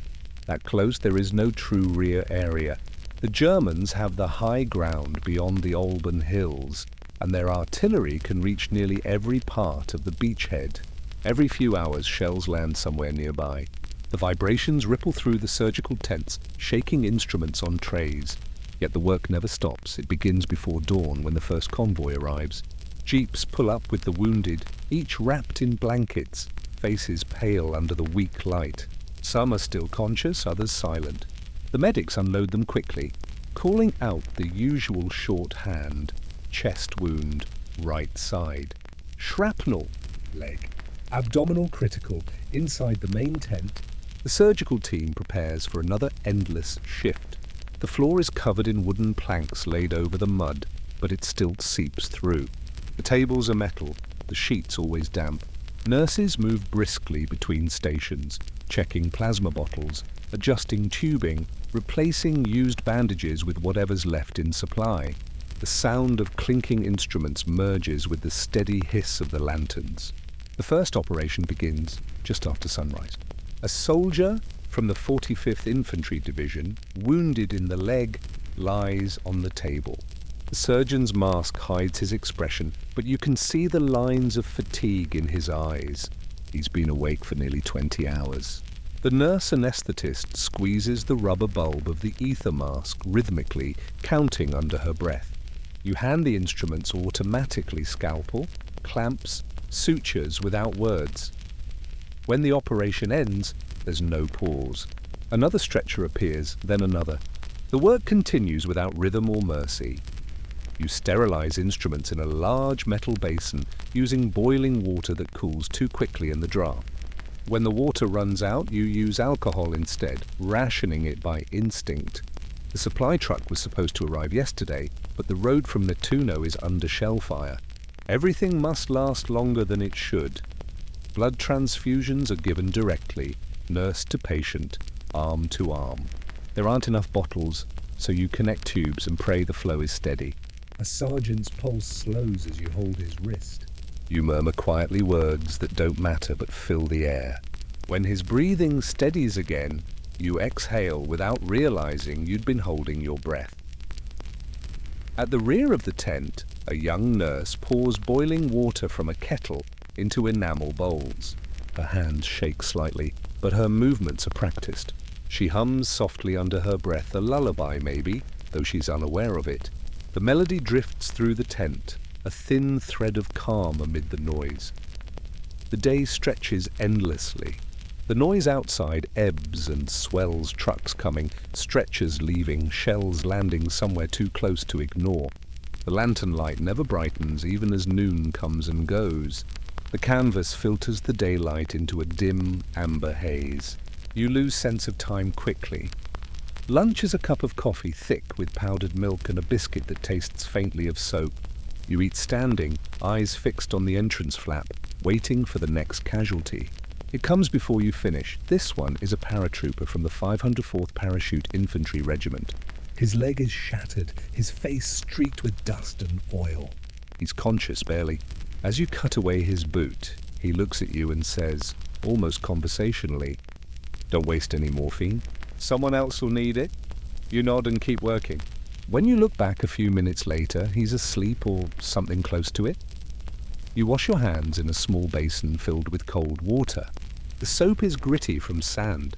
When the water darkens, you replace it with snow melted from a bucket outside. The cold burns your skin but clears your head. The smell of blood never leaves. Afternoon brings another convoy. A shell lands close enough to shake the tent poles. A tray of instruments rattles to the floor. No one flinches. You've learned to gauge distance by sound. This one is far enough. Later, during a brief lull, you walk between tents. The ground outside is churned mud, mixed with fragments of cloth, ration tins, and empty plasma bottles. The horizon is flat and grey. The sea glints faintly in the distance, indifferent to everything. A chaplain kneels beside a stretcher, his voice low. The patient's hand twitches once, then stills. The chaplain closes his eyes and begins again, his tone steady, almost meditative. You watch for a moment, then move on. There's no time to stop. Back inside, the air feels warmer now, thick with the smell of disinfectant and sweat. The surgeon has removed his jacket, his undershirt soaked through. He asks for fresh gauze. You tear strips from a clean pillowcase. Precision has long since given way to necessity. When the generators fail, you light extra lanterns. Shadows stretch across the tent, swaying with each movement. The flame reflects off the metal instruments, off the damp canvas walls, off the eyes of the men waiting their turn. The war outside feels distant, abstract. Here, it's reduced to pulse, breath, and blood. At some point, maybe evening, maybe night, the bombardment begins again. You can feel it before you hear it. The ground trembles first, then the air fills with the dull percussion of artillery. Dust sifts down from the tent seams. A nurse near the entrance flinches, dropping a glass vial. It shatters. No one scolds her. You all keep working. There is a rhythm to survival here. Work, react, adjust, endure. Between shells, between patients, between breaths, a soldier on a nearby cot whispers a single word, home. His voice is weak, his eyes unfocused. You don't answer. You check his pulse, note the faint flutter, and move to the next bed. Hours later, when the noise fades for a while, you realize your legs are shaking. You can't remember when you last sat down. You pour water into a basin, rinsing your hands again. The skin is cracked and raw, stained pink where the soap has worn through. You dry them on your apron, now stiff with salt and blood. Then it begins again, the distant whistle rising in pitch. You know it instantly. The muscles in your shoulders tighten, the sound building until it fills the air. You look toward the entrance flap. Outside, the horizon flashes white, then orange. The ground jumps beneath your feet. Instruments rattle, lanterns sway. Somewhere, glass shatters again. You steady yourself against the table, exhale slowly, and turn back to your work. The basin of water ripples beside you, small waves trembling across its surface. You rinse your hands once more. The water pink with residue. Outside, another shell falls. Closer this time, and as the basin stills, you hear it again, the long, rising whistle of incoming fire. It's closer now, much closer. It's just after midnight when the first shell lands inside the perimeter. The blast is deafening, even through the thick canvas walls. The air pressure alone knocks instruments from tables and sends a wave of dirt through the tent seams. The lights flicker once, then go out. The sudden darkness feels heavier than the explosion itself. For a moment, no one moves. Then training takes over. Lanterns are lit, one by one, their small flames glowing dimly through the haze of dust. The nurses return to their stations without needing orders. The surgeons keep their hands steady. Outside, the shouts of stretcher bearers rise over the rumble of shell fire. The field hospital is being hit. A shell lands closer this time, somewhere between the triage tent and the supply truck. You can hear the tearing sound of shrapnel ripping through fabric and metal. A faint scream follows, then silence. The floor trembles under your boots. A bottle of plasma tips over, spilling onto the planks, the liquid running dark in the lantern light. Someone yells for blackout conditions. Every lantern is dimmed at once, their light reduced to pinpricks. The tents vanish into shadow. You can barely see the instruments in front of you. The surgeon's voice cuts through the noise, calm but sharp. Keep working. You hand him the next clamp by touch alone, your fingers moving through habit. The man on the table stirs under the ether mask. You place a hand gently on his shoulder. The shelling continues sporadic, erratic, but close enough that each explosion feels personal. Dust falls in a thin mist, settling on everything. Wounds, gloves, open instruments. You wipe it away and continue. Outside, stretcher bearers crawl through the mud, dragging wounded men toward the tents. Their flashlights are covered with rags to hide the beams.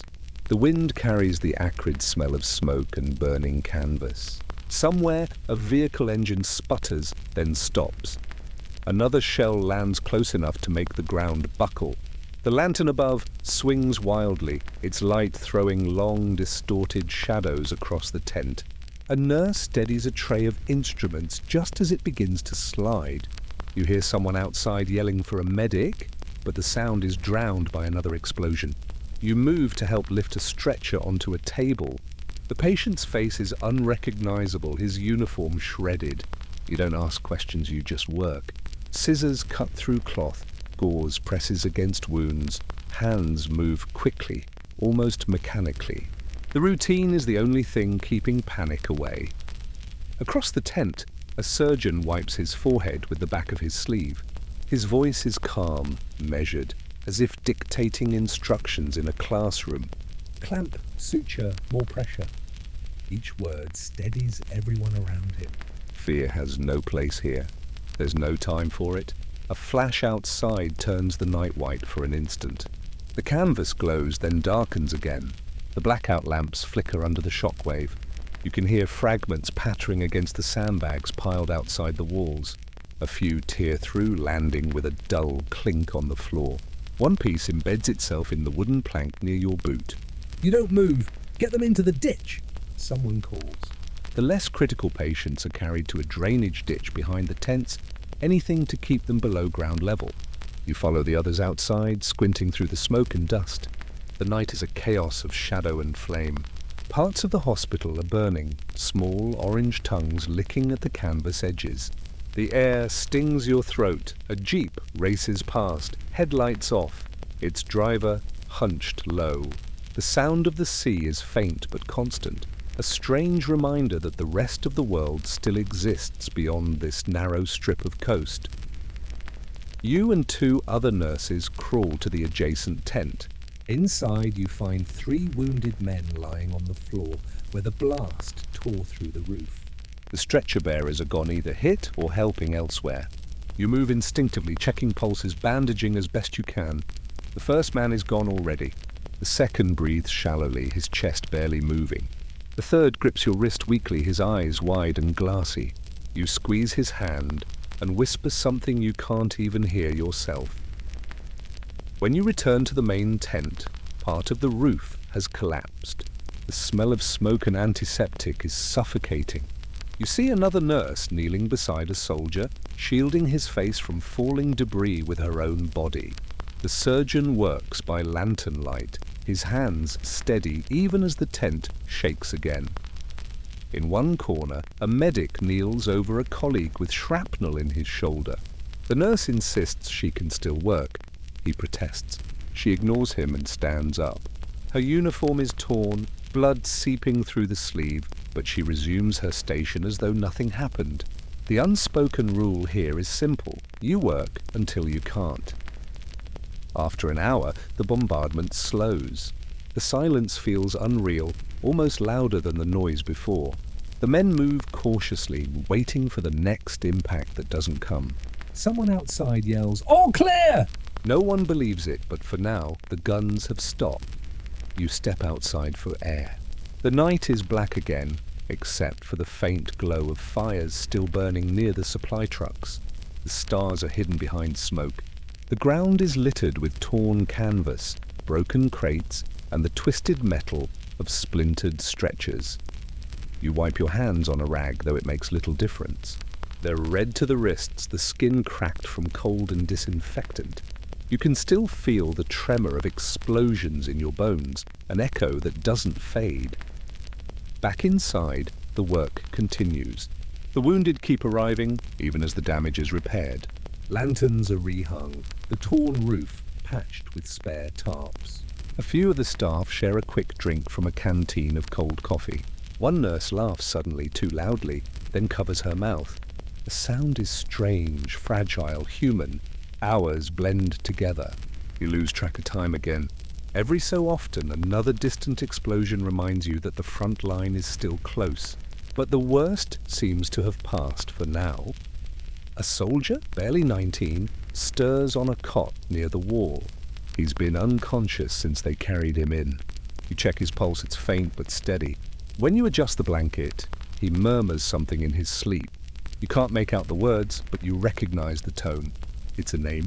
Someone far away. Someone he might never see again. The sound of footsteps crunches outside boots on sand and debris. A voice calls through the flap. More coming in from the line.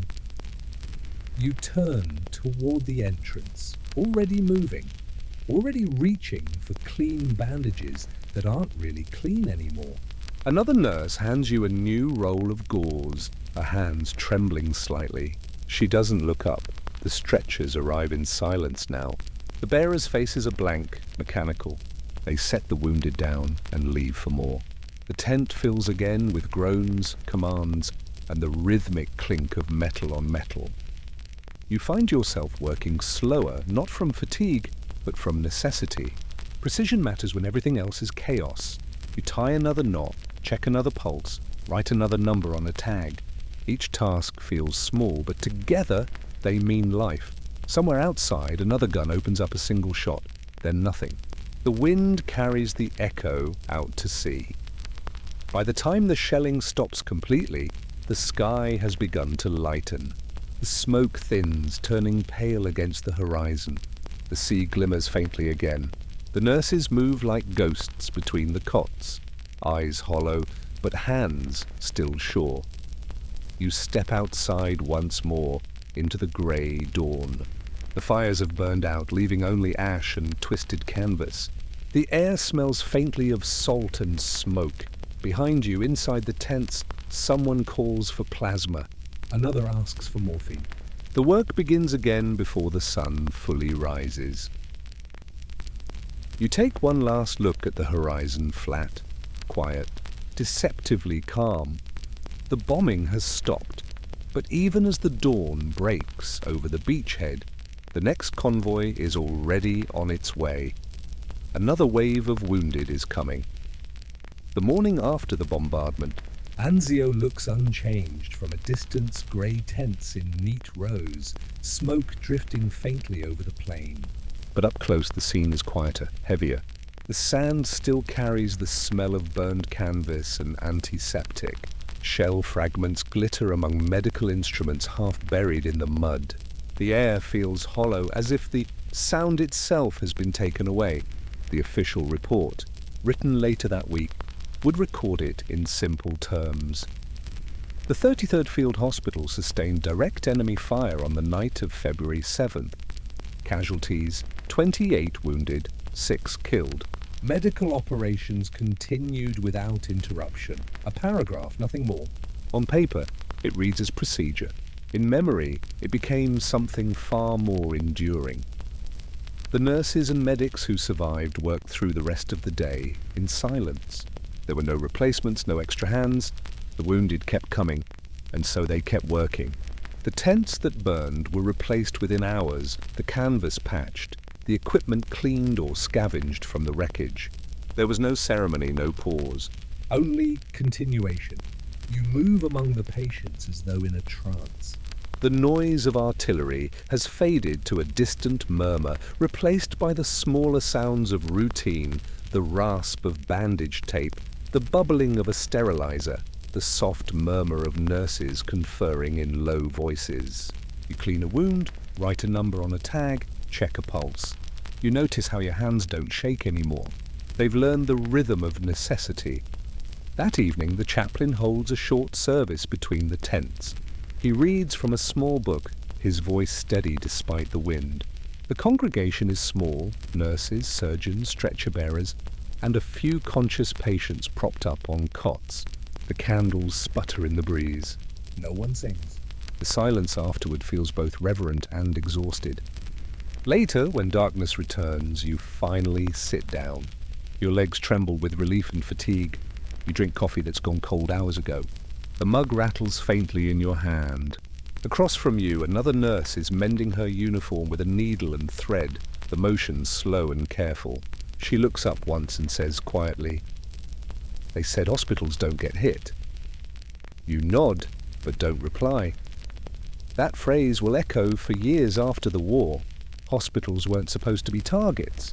But at Anzio there were no clear lines, no safe zones. The enemy saw tents and assumed troops.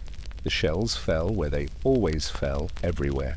When the shelling finally stopped for good, the hospital's work didn't. The wounded from the front kept arriving, men burned, broken, and silent. Some had lain in trenches for days before being carried back. Their uniforms were stiff with salt and mud. Their eyes were the same pale grey as the sky. The nurses moved among them methodically, their exhaustion hidden behind routine. They no longer jumped at explosions. Their bodies had learned to flinch inward instead. Some began to lose track of days. Others stopped counting altogether. Reports from that period mention 48-hour shifts, though few could remember exactly how long they'd been awake. Meals were skipped, letters left unwritten. The nurses who did write home rarely mentioned the bombardment. Instead, they described the weather, the food, the interesting cases. Censorship played a part, but so did fatigue. Some things couldn't be put into words. In official army correspondence, the tone was clinical. Personnel of the 33rd displayed outstanding courage under fire. Medical operations proceeded under difficult circumstances. There were no medals for what they did. No photographs. No victory speeches. Just lines in reports filed and forgotten, but among themselves the memory of that night lingered. They spoke of it quietly, sometimes years later, in reunion halls or letters exchanged between former colleagues. They remembered the sound, the deep, rolling percussion of the shells, the way the ground seemed to lift before it fell again. They remembered the flicker of lantern light against canvas, the smell of ether mixing with smoke, and the eerie calm that followed each explosion. One nurse, Lieutenant Mary R. Thompson, later wrote in a letter to her sister, "The thing that surprised me wasn't fear, it was how ordinary it became. You just keep working, because stopping would mean thinking." Her words could have belonged to any of them. As the weeks passed, the field hospital was rebuilt and renamed. The staff rotated out in small groups for rest, though rest rarely meant sleep. Many developed what they called combat fatigue, though no one used the word trauma. The term didn't exist yet in the way we know it now. Back then, exhaustion was a badge of duty. At night, some nurses dreamed of explosions that never came. Others couldn't sleep at all. A few kept working after the war, unable to return to civilian quiet. Hospitals in peacetime felt too still, too clean, too safe. The silence reminded them of what came before the next barrage. Years later, when historians interviewed the surviving medical staff, most downplayed their experiences. They spoke more about the patients than themselves. One said, "It was just what needed doing. We didn't think of it as bravery." Another laughed softly and added, "If we'd had time to be brave, we'd probably have been afraid." The official history of the US Army Medical Department dedicated only a few pages to the Anzio campaign. It listed statistics, not sensations: 18,000 wounded treated in the first month, down 200 surgeries performed, 67 personnel casualties. The language was tidy, efficient, detached. It didn't mention the cold, or the exhaustion, or the sound of nurses whispering prayers as shells fell outside. But personal journals tell the rest. A nurse's small diary, found years later in a trunk, contained a single entry for that night. "We kept working. I don't remember what time it ended. The candles were gone. We used lanterns until the glass cracked from the heat." Another wrote simply, "The sky was white with fire, but we didn't stop." When the war ended, many of the nurses from Anzio returned home quietly. Some went back to hospitals, others to families. They rarely spoke about the field tents, the long nights, or the patients whose names they never learned. Silence became a kind of mercy. One of them, interviewed in the 1980s for a documentary on wartime medicine, sat with her hands folded, her voice calm and steady. She was asked what she remembered most about Anzio. She smiled faintly, eyes fixed somewhere far away, and said, "The sound of breathing. So many men trying to breathe." That's what I remember." When the interviewer pressed her about the fear, she shook her head. Fear wasn't the word. We didn't have time for fear. We just kept going. She paused, then added softly, "We didn't fight, we endured. And that was the truest description of Anzio there ever was."